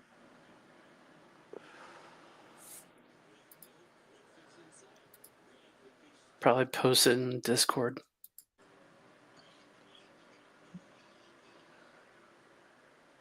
So what did you think about um the Orthodox perspective of hell? Is that interesting? It's interesting, I guess, from a how to say it. And you could go back for like 2,000 years to the early fathers and find that same interpretation. So this like modern interpretation we have is really born out of kind of a misunderstanding of what the church actually taught on the subject. It's a shame, really, because I think if people maybe understood that, they would maybe look a little deeper into it.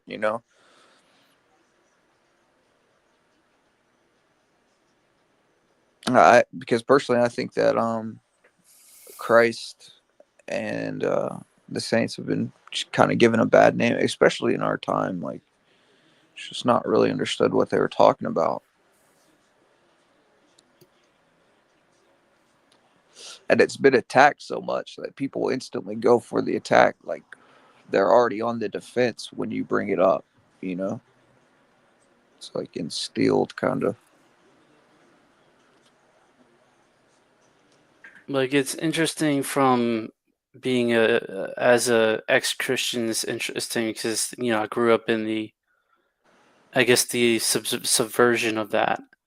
So it would answer a lot of questions, on the obvious questions that people would have. But I still have No, I my understand. Like, my viewpoint because I'm just trying to get down to like the simplest. Try to employ Occam's razor somewhat. yeah, I understand. I could only tell you this from my point of view is that and a lot of people would probably think like they're gonna frame this in a certain way, and I'm not saying that you're gonna do that, but I will say this, that a part of becoming Orthodox is sort of crucifying your mind, or being a follower of Christ is crucifying your mind. So you stop depending so much on your own reasoning and your own logic, and you're moving towards what we call theosis. So it's, you know, purification, illumination, theosis. It's a process. And we go to those that went through that process to attain that knowledge. And that's how we're discerning how to interpret the scriptures appropriately or not. And for those who say they have the Holy Spirit and are interpreting it, a lot of times we would say that's not the case. We don't believe that they really have the Holy Spirit. And that's why they give an off or false interpretation of those scriptures. Because only a select few have reached a spiritual point where they have the ability to commune with God enough to be relayed the true meaning of it. You get what I'm saying? So that's like that's why we kind of move towards the saints, or should. But there's not a lot of Orthodox that have a lot of respect for the saints. They'll go to the scholars, they'll go to anybody, new teacher, that comes out that calls themselves Orthodox, rather than go to the patristic text. They make charts, they do all this stuff, and that kind of blurs the lines, because the way that all the saints uh, sort of figured this out is the same way a musician sort of jumps into the river of other musicians. You know, you can't learn a song unless you follow the structure of someone before you who played that song, and that's why holy tradition is important, I guess. Uh-huh.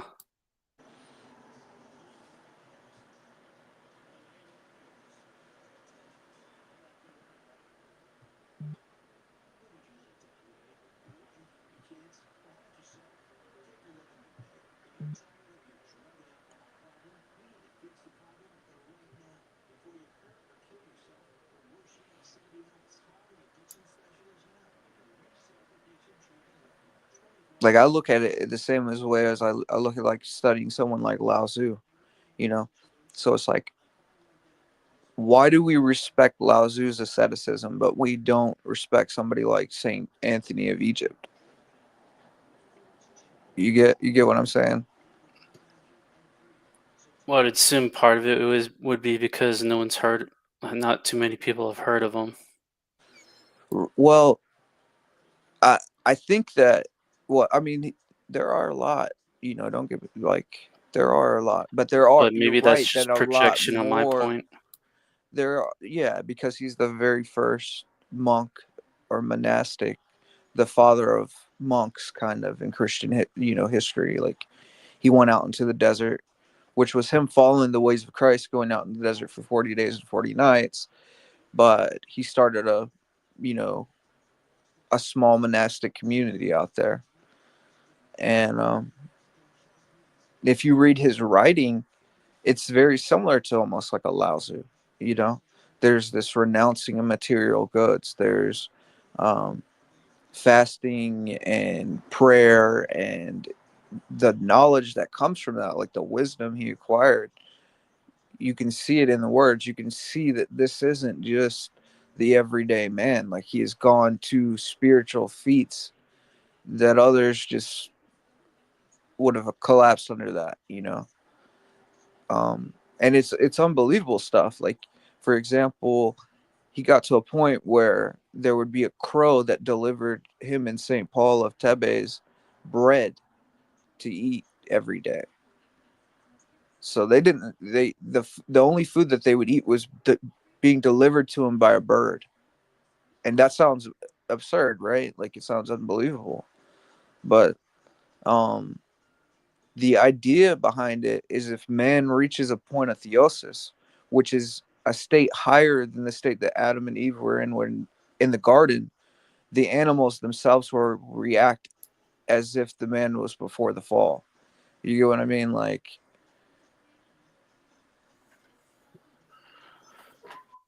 That is a stupid concept. Adam and Eve could already walk in the garden with the animals. What are you talking about?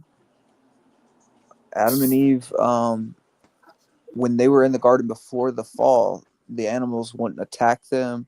That we Adam know gave this. them all names. You get what I'm saying? That. This is old news.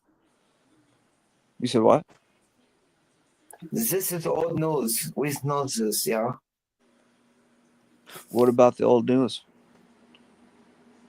Is that you, Dr. Doolittle? You talk to the animals?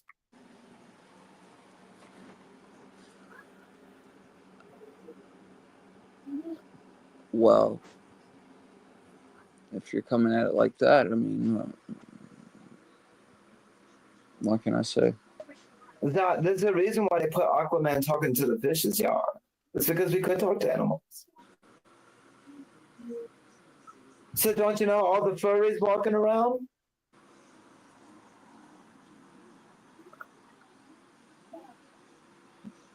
There's a lot of animals nowadays, yeah. Anyone can be an animal. That voice is ridiculous, dude. Ain't no way that's your voice. I'm a big black man.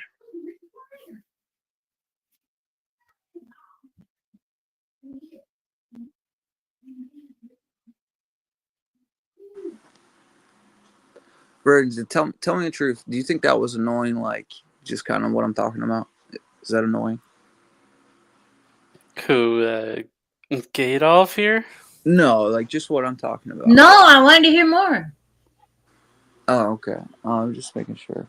No, I mean, well, of course we want to hear more since I didn't even know about this person until like 2 minutes ago. Okay, yeah. So I got a book here. It's called The Great Monks of the Desert. And it's about Saint Anthony of Egypt. I've actually seen his bones, which is pretty unreal. But this is what it says here. It says a philosopher once visited Sorry, Saint where are they Anthony. located? You said what? Where are the bones of Saint Anthony located? They're located in Cobleskill, New York, at a Oh, monastery. I helped build some cells for the monks there, and they have a case there that has all these relics. And there was a 90-year-old monk named Barsanuphius, Father Barsanuphius, and he would take these beads that he made prayer ropes with, and he'd go over the relics with them and pray on each bead, kind of in a bag of beads, he would pray. And then he would make his prayer ropes out of these beads that had been in contact with the relics. And a that's lot of them would like smell like mirth and give off like this holy scent.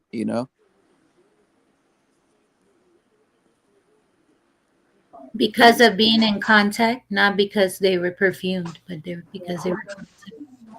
Yeah, it's not like something that they would like fake or something. Like you'd have to experience it for yourself. Like they give off a scent that does something to the soul, and it's not something like it's nothing I could explain to you with words. Really, it's so otherworldly. Really, it's unbelievable.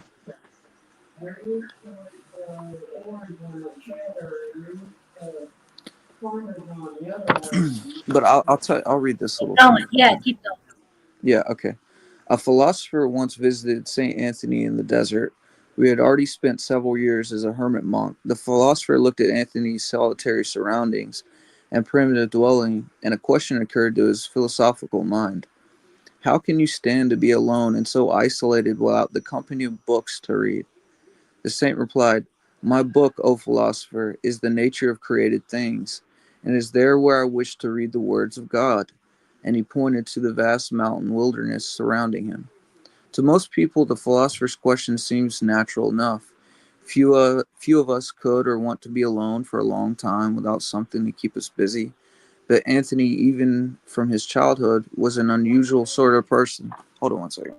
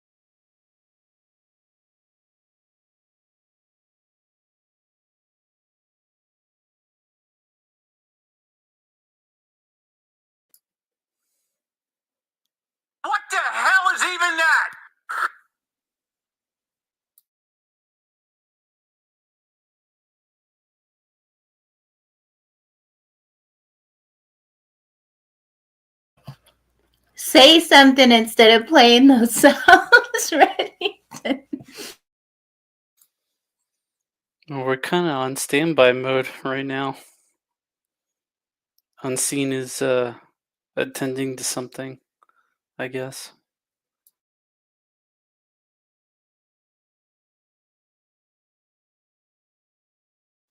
Nero seems to be AFK. Nero Jack, where are you at? Maybe we had All to right, I'm back. say I'm Alex back. Jones 3 times. Please keep going, Unseen. I was interested what you were saying. Okay. Let me find my book here. I just put it somewhere. Here it is. Okay. So, to most people, the philosopher's question seems natural enough. Few of us could or want to be alone for a long time without something to keep us busy. But Anthony, even from his childhood, was an unusual sort of person. Born in the year 251 to a well-to-do family in the Middle Egypt, he always enjoyed being alone. He spent little time with children his own age and, in fact, refused to go to school. But it was not any particular pastime that filled his hours. Anthony was already preparing to understand the, quote, nature of the created things, studying and thinking about God's Word and about the relationship that a human being could have with Him. This was the real desire to Anthony's heart. As far as material wants go, he had few. Those who knew him remembered him as being satisfied with whatever he had, never wanting anything more or different. When Anthony was about 20, his parents died, leaving him and his young sister a few months later. During the liturgy, he heard the gospel reading. If you would be perfect, sell all you have and give it to the poor. These words affected him so deeply and so personally that he felt as if he had physically struck him. Anthony reflected on these words and realized that he was in a uniquely good position to act on what he had heard. His parents were dead, and he had only his sister to care for, so Anthony sold every bit of property that his family owned, and giving the money to the poor, he arranged for his sister to enter into the order of the nuns so that she would always be cared and provided for. Then he took his few clothes and provisions and moved into a tiny hut at the edge of his parents' former estate. There he began his life of solitary contemplation, poverty, and prayer. St. Athanasius, who wrote a biography of Anthony, gives us a picture of his solitary life during this time. He kept to himself for the most part, except when going out to study and to take instructions from older devotees. He kept the full cycle of worship services, and eventually knew much of the scripture by heart, having recited it to many times during worship. But for all its solitude, his life still had room for others. As he chanted his prayers unceasingly, he kept his hand occupied with the weaving of mats, baskets, ropes, sandals, and these he kept what he needed and shared the rest with needy neighbors. Always he was concerned for them, keeping in touch with them, and of course remembering them in his prayers before the Lord.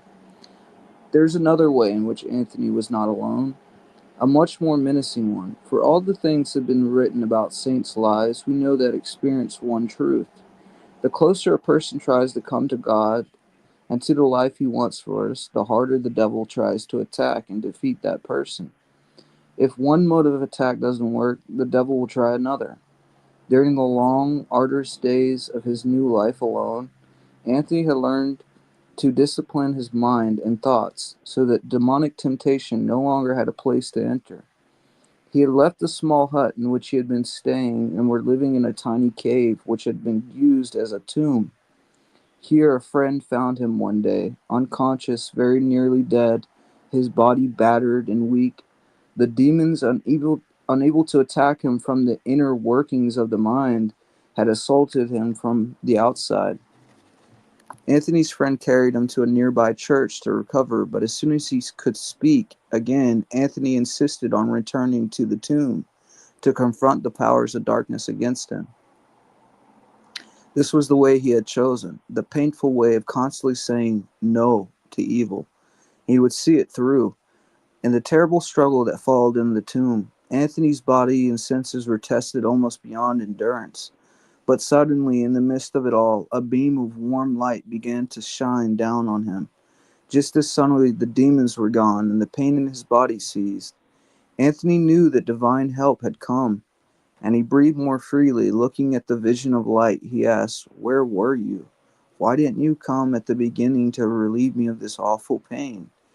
And a voice answered Anthony, "I was right beside you." Uh,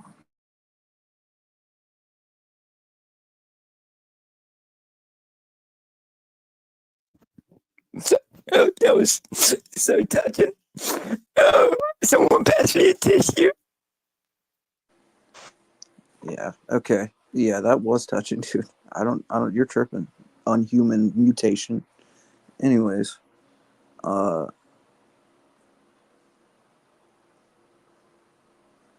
beginning to relieve this pain, and a voice answered, "I was right beside you, but I waited to see you in action. And because you remained strong and did not give in to temptation, I will be with you always. As your helper, and I will make your efforts known everywhere." So that's a little bit about St. Anthony.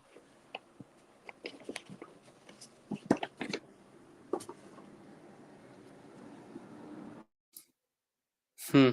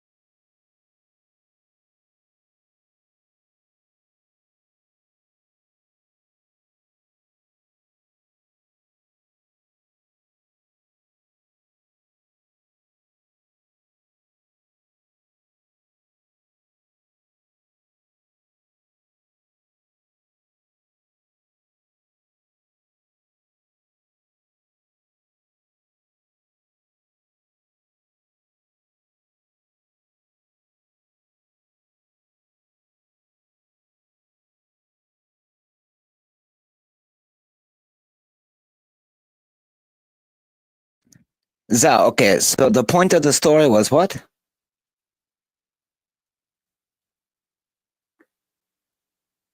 Well, that wasn't the end of the story, but I think the point of the story is that, at least from my perspective, is that And he gave away his riches, right? yeah, it's a renunciation of the world, dying to the world, and picking up his cross and crucifying his mind.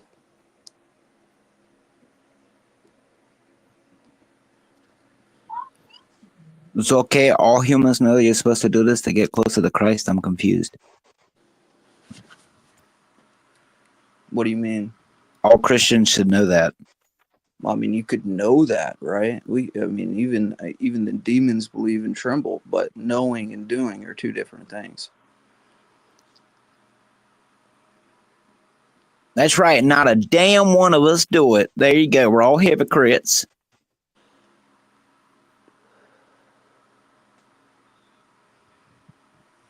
The point? There is no point, right?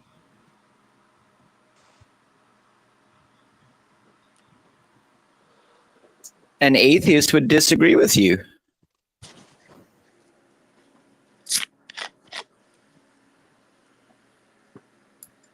An atheist say you don't have to have a purpose to have a point.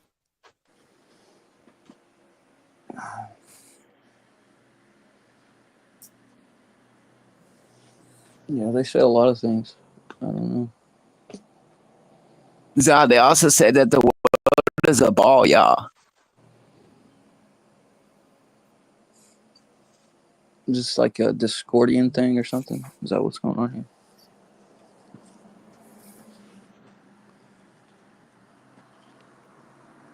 What is that? Some type of mental retardation?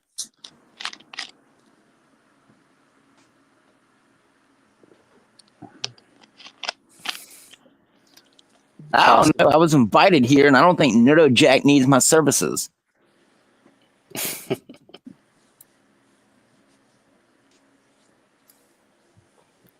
Zal, where's all the psyopas? I'm alive. What was that unseen? I just asked him how he's doing. Can't complain. Lord Jesus Christ, let me wake up today. I hear you, bro.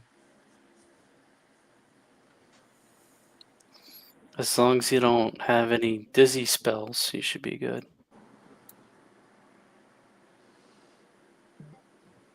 I woke up the other day and I had a dizzy spell for the first time.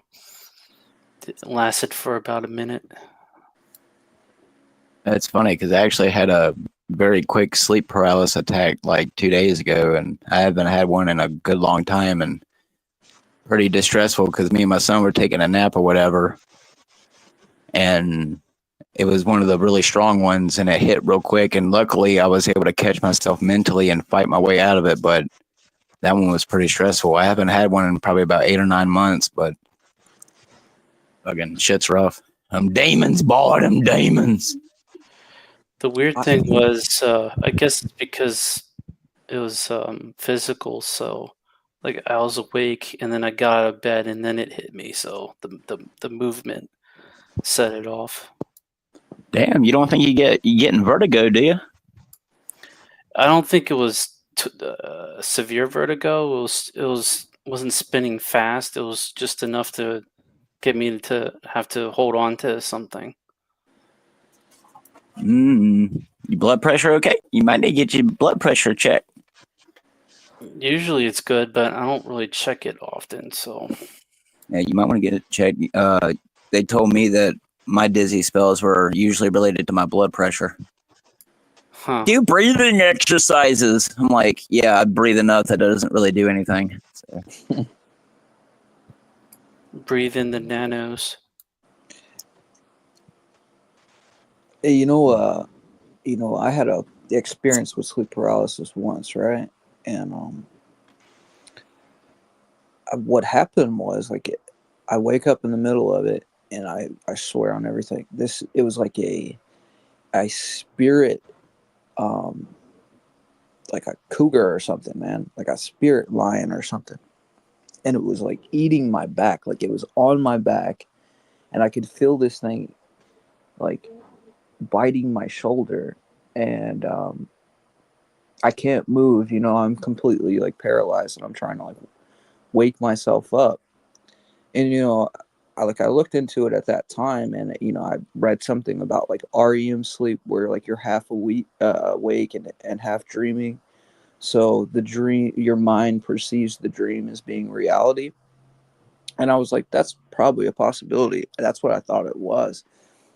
But at the time, I was like taking mushrooms a lot and kind of smoking a lot of weed. So I think like that opened up a kind of demonic doorway, so to speak, and that's really what happened.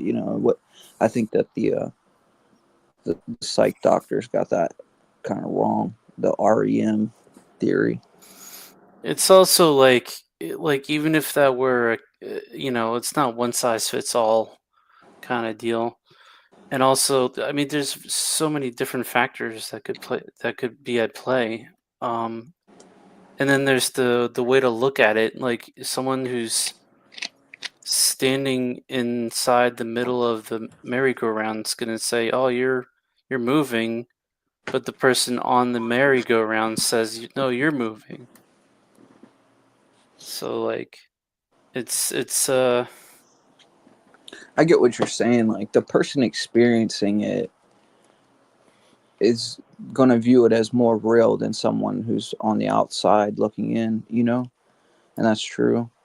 But I think like at that time, I think I was just too rationalistic and too logical, and I really wasn't a believer in God so much. Like,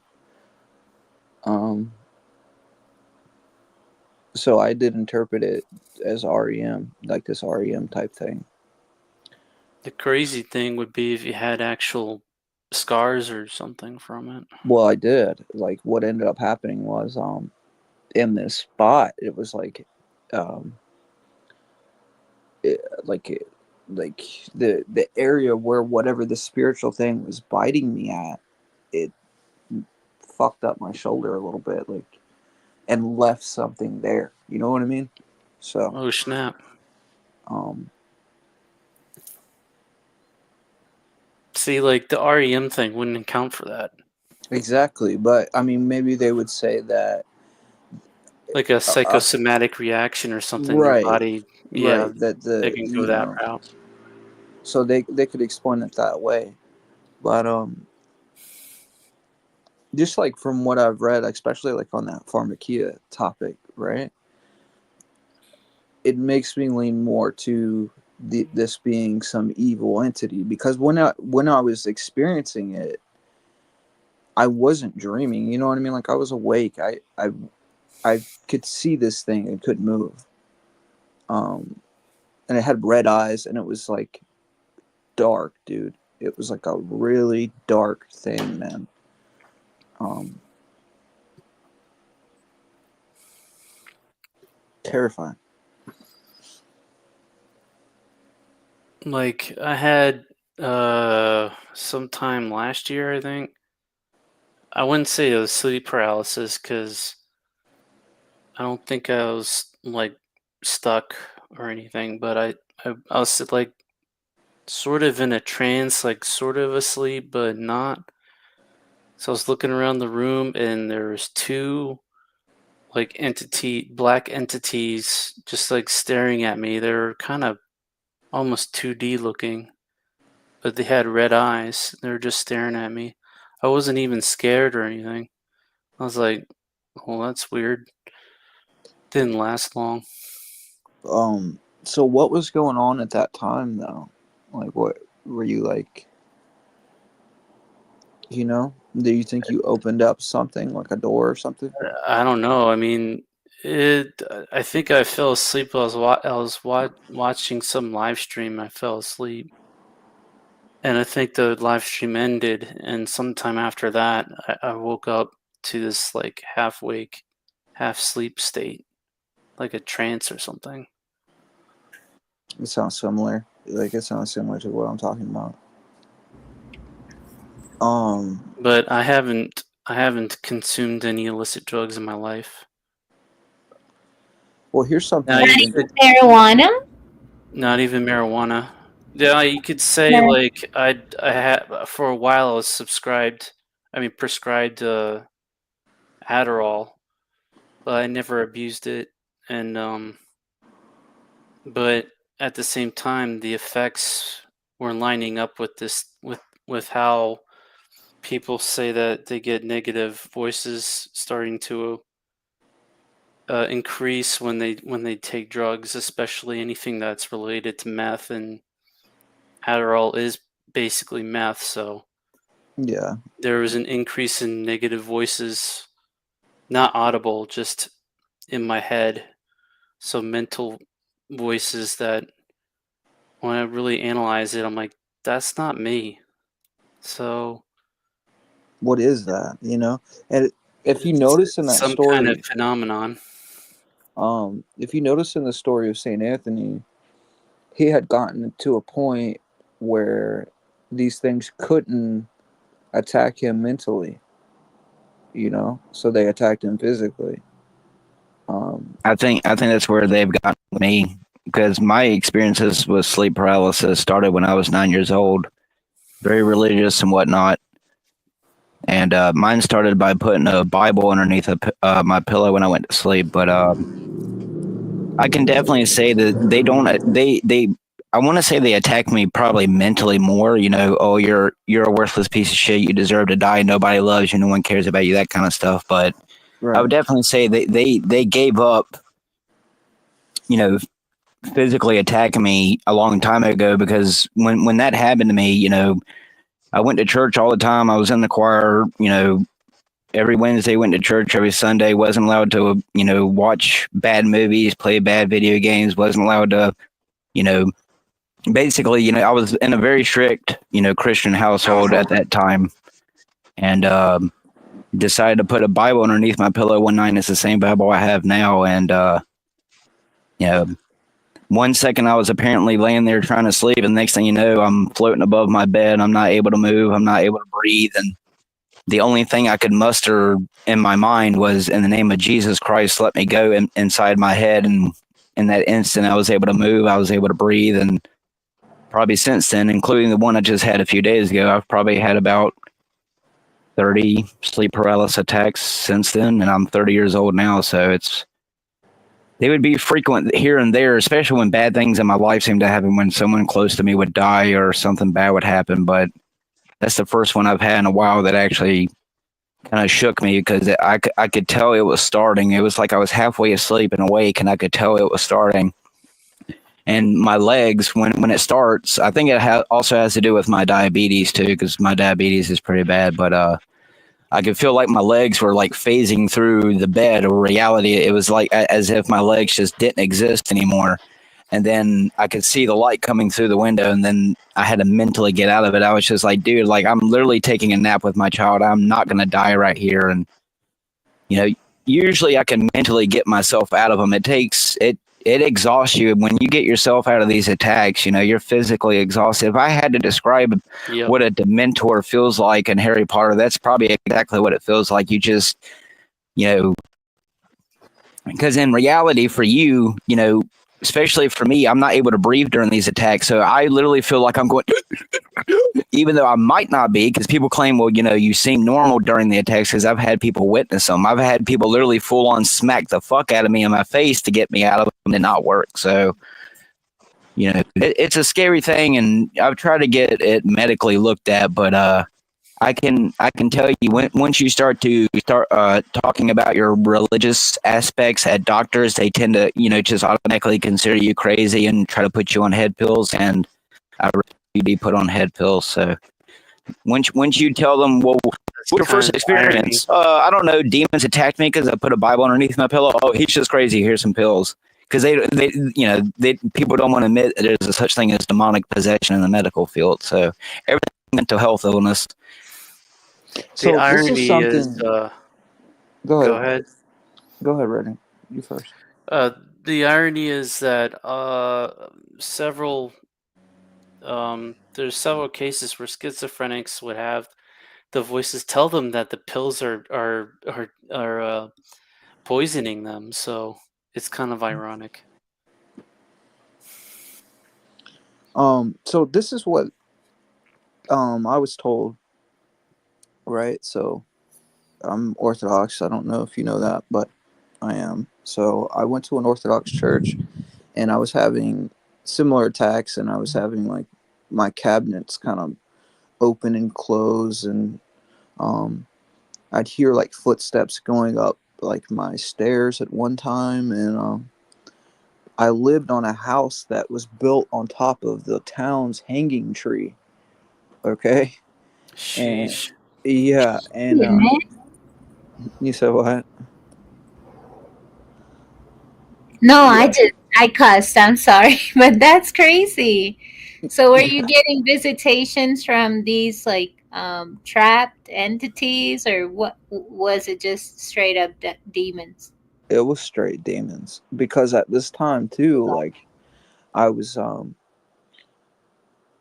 I had been uh, exploring my faith more, and like kind of reading the lives of saints, and kind of going as far back as I possibly could with Christianity, because I just felt like I wanted to know what the early Christians taught and thought, and how they dealt with certain situations.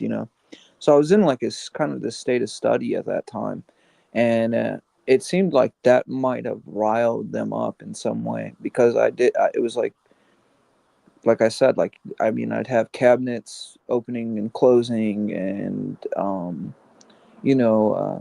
like this walking up the stairway. But I also had um, near my home, so there was this mansion there that um, that Abraham Lincoln had spoke at, and during the Civil War, like it was taken over by the troops. This is in Virginia, all right? So, anyways, at a certain day, the troops would walk down this alleyway at this mansion, and everybody said, like in there, like in the city or the town would say it was haunted, and they would see these soldiers walk down these steps, like these, you know.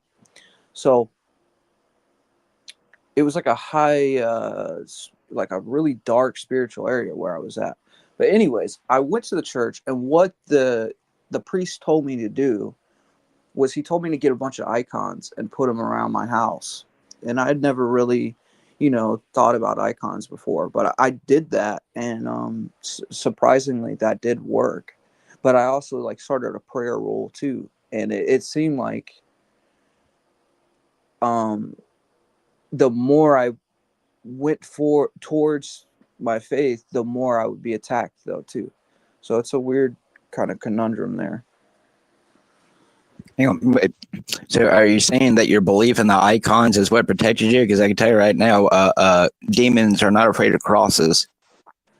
Well, I'm telling you that the And the whole and the whole evil spirits can't walk on consecrated ground. That's bullshit too. The devil can walk on a church ground. That's a lie. Yeah. Well, what I mean sort of about the icons is that each icon is a depiction, a painting of the saint, and it's sort of like we're looking into the other world a little bit. We're getting a glimpse at the other world through the icon. It's windows to heaven. That's what we kind of call them. And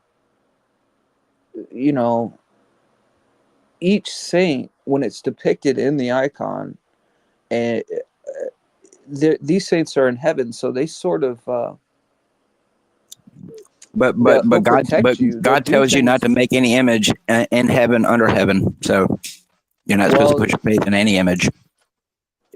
There was images that were made even then, though. Like it's the context of the verse that matters, and I could explain that. Yep. Like it's the faith in the word of God that saves you. No, see, yes, St. John of Damascus wrote about icons, and that the understanding. Well, I don't listen to St. John of Damascus. I listen to Jesus Christ, who told me to put my faith in him and the Lord God, not icons.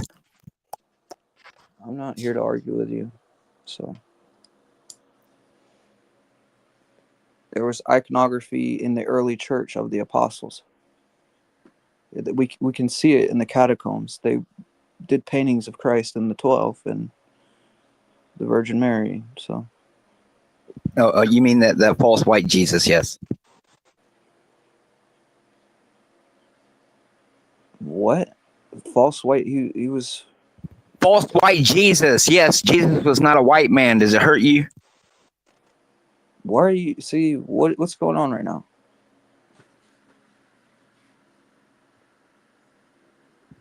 I'm just talking. I don't know. Mm-hmm.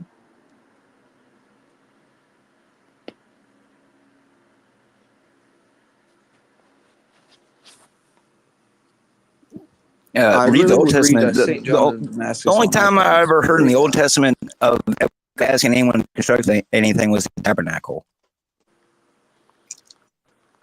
Right, and there was images that were made. The ark itself had two angels. But he didn't say that it's the image that wards it away. I can put 1,000 crosses right now in my room. That's not going to stop the demon from messing with it. It's my belief of what the cross represents. It's not the. But that's still putting faith in the icon, not putting faith in the person. Are you one of the people who think holy water works too? You're putting like a presupposition on what you think I think and what you think I believe, and you're painting icons as if they're idols, and it's already an argument that was solved in like 700 AD or something and before. Like it's already been covered. When you guys do this, when you Protestants do this stuff, you're I don't know what a Protestant is. What's a Protestant? Can you tell me? Analyze me, motherfucker. Come on, tell me what I am. What am I? Come on. I thought I was a Satanist. That's what everyone labeled me as. I'm a Satanist. I don't know what you are, man. I don't know. Neither do I. You don't tell know me. you. I'm just telling you, icons and holy images are were always a part of the church, man. And you can even look back in Judaism, like they had icons too of Moses and the prophets. We have those images.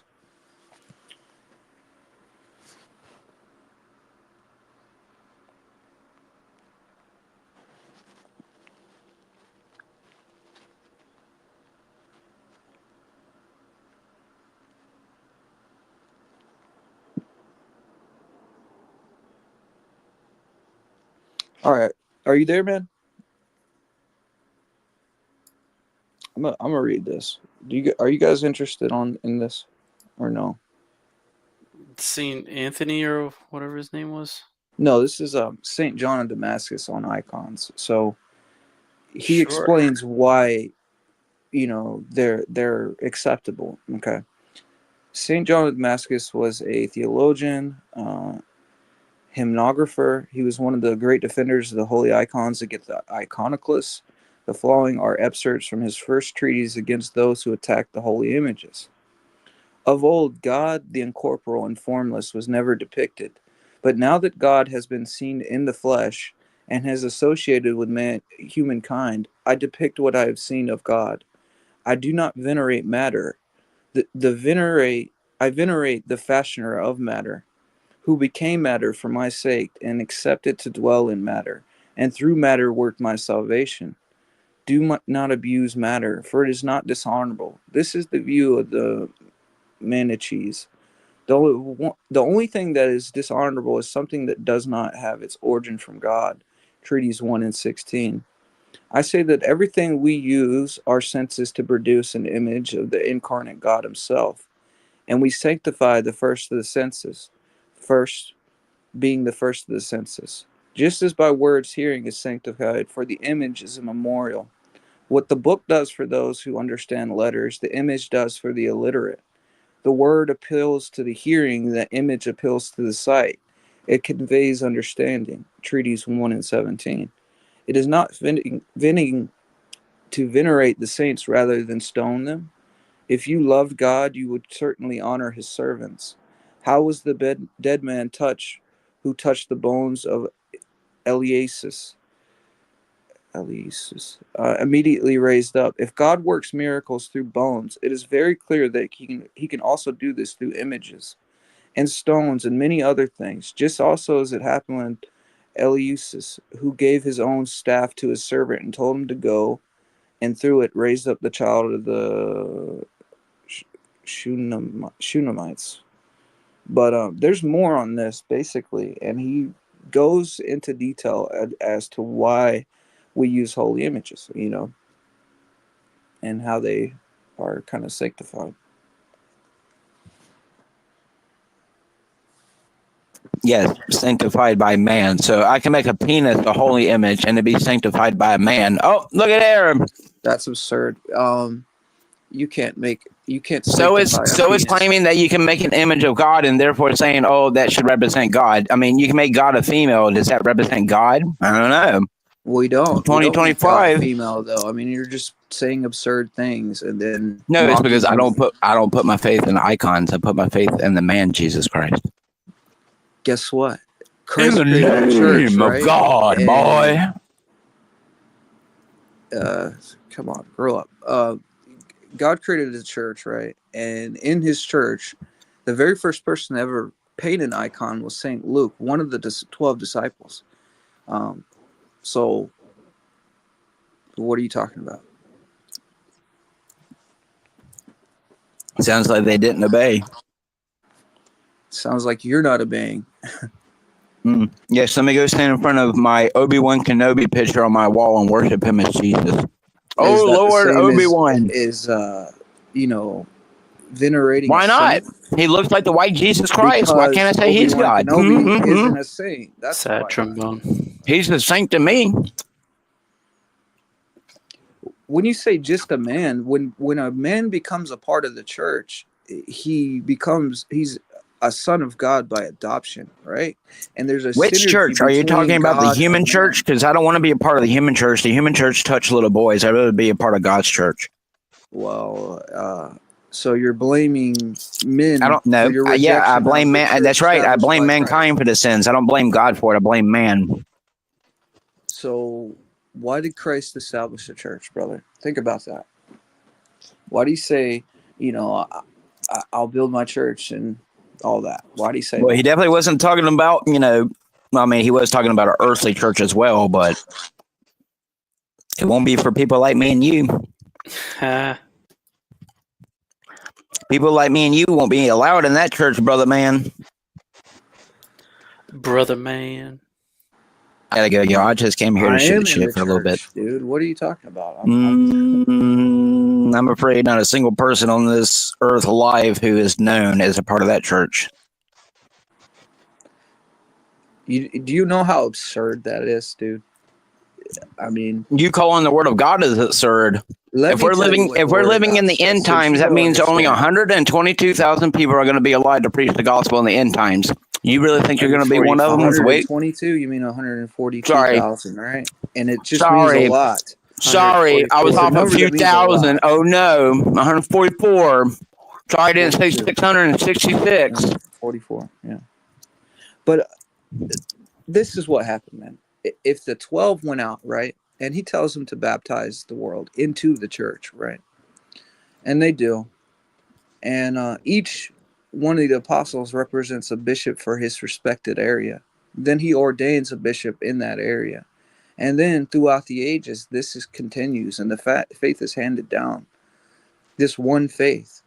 Then that church is The still faith here, of and the gates of molesting hell will not boys. prevail against it.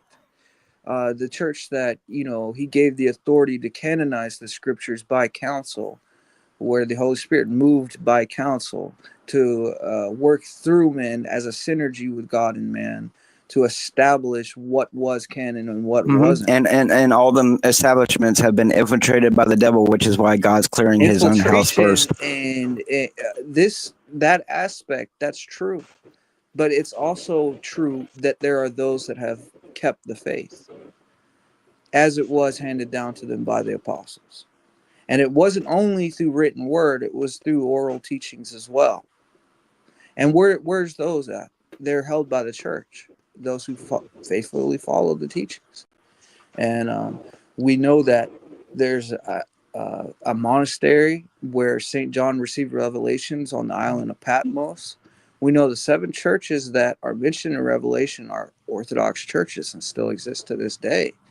We know the liturgy was established by St. James, who was the cousin of Christ. We know Yes, we know but all these things. aren't So, these but aren't these aren't these the you same don't churches in know, the Book of Revelation that God says He has a problem with them? brother. He always had a problem, but it's context there, right? Because he didn't only have a problem with them; he was calling them to repentance, right? So this idea that the gates of hell have prevailed against the church, so now we can only have a Bible is ridiculous, and it's Protestant propaganda, and it's from the devil himself, who separates and wants people to be so confused that they never find the true faith, and they reject the saints and they speak for demons, bro. That's what's happening. That sounds retarded because What I have sounds never retarded once is when you got somebody like St. worshipped Polycarp, an who image of was murdered Jesus for or his God, faith. and yet He has saved me countless times, and I've never once had to worship a picture of Him. Only had to call on His name. When you say So, worship a picture, it's a difference between venerating those. We glorify those who let me put glorify all the God white because Jesus on the they wall, have then all the showed black us the demons way won't mess with me. through Him. Come save me, white Jesus. Okay, I'm going to point something out to you. The devil always mocks, bro. The devil always lies. The devil always sows confusion. That's what you're doing. So. Oh, damn. All them soccer moms who worship Obi-Wan Kenobi are going to be disappointed when I tell them.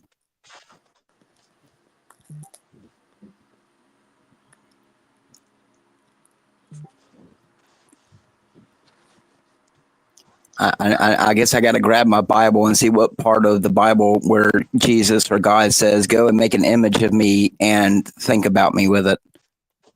Because last time I checked, my Bible says nowhere in there about that. But you go ahead and continue listening to the thoughts and wills of men. Okay, so when we talk about men, right? So usually in the context of Scripture, would you agree with this that they're talking about the Pharisees when he says as teaching the doctrines of men? But there's two separate traditions there. There's the traditions of men, and then there's holy tradition that was taught to the apostles by Christ himself, right?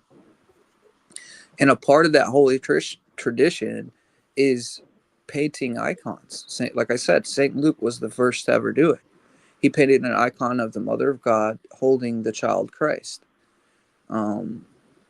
So it's been a part of the church since the very beginning. If you look at the very first catacomb churches in Rome, there's still images of Christ and the apostles and the Virgin Mary in those catacombs because they were hiding from the pagans. You know, so what I think is going on here is that you have a modern interpretation of Christianity that's been subverted by people like Martin Luther, and you know, with this faith alone idea, which he added that word to his text that wasn't in the original text. So So you're what taking a does Jesus Christ look subverted. like to you? What does Jesus Christ look like to you? I Because mean, I I've have met an him icon twice. on my I've met him wall right twice. now. So what does Jesus Christ look like to you? He looks like what the icons depict him as. I mean, Okay, what's the icon? Describe it to me. so is this the white Jesus? He's kind of like a darker brown, kind of like almost golden like skin, like, you know, in the icon that I'm looking at. Is it the gold plated one unseen? I think I seen that. It's like the skin is gold plated, right? Or I'm not thinking of the right. No, this particular one, it should the one I'm talking about here. Each iconographer is going to. If you go to Ethiopia, they sometimes depict like icons with darker skin, but I don't think they're trying to All say over that Christ is Mexico is black. It's depicted as a black, especially right. So the southern iconographer has some. It depends on the iconographer, but the usual tradition is like we go back to the earliest paintings we have of Christ, and then the iconographer bases that and does his own interpretation of that. You know, so you're gonna have different images, but I don't know. Unless you have like this really OCD approach to these things, like it's gonna make sense unless you have that approach where you Gold kind of put plated things in a Jesus. black. That's some serious bling. I seen it in some of these Latin American churches. That's why I was referring to it. And then in France, I went to the Sacred Heart, and that was the only spot I seen a white Jesus that looked like one of the Rothschild young men that's like a philanthropist, environmentalist. Lol. That kind of developed like through the Roman Catholics, really. I think like that kind of image where he's like shooting out these rays of light from his heart or something, you know. Exactly that, correct. Hmm. Yay, occultism.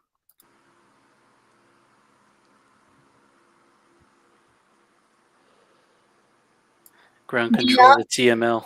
do y'all think we need to wrap up? I can't get a hold of Neuro. Yeah, I really need to start this show for real. Real talk. Yep. All right. Well, see y'all over there. See you on the other side.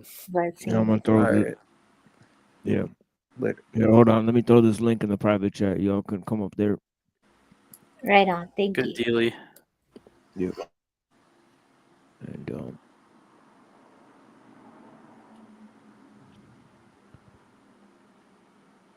yeah, we'll see what happens.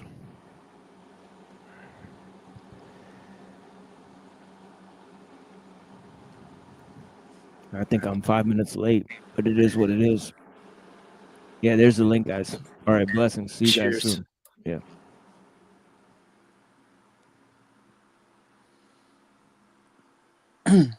All right, Redington. See you over there, man.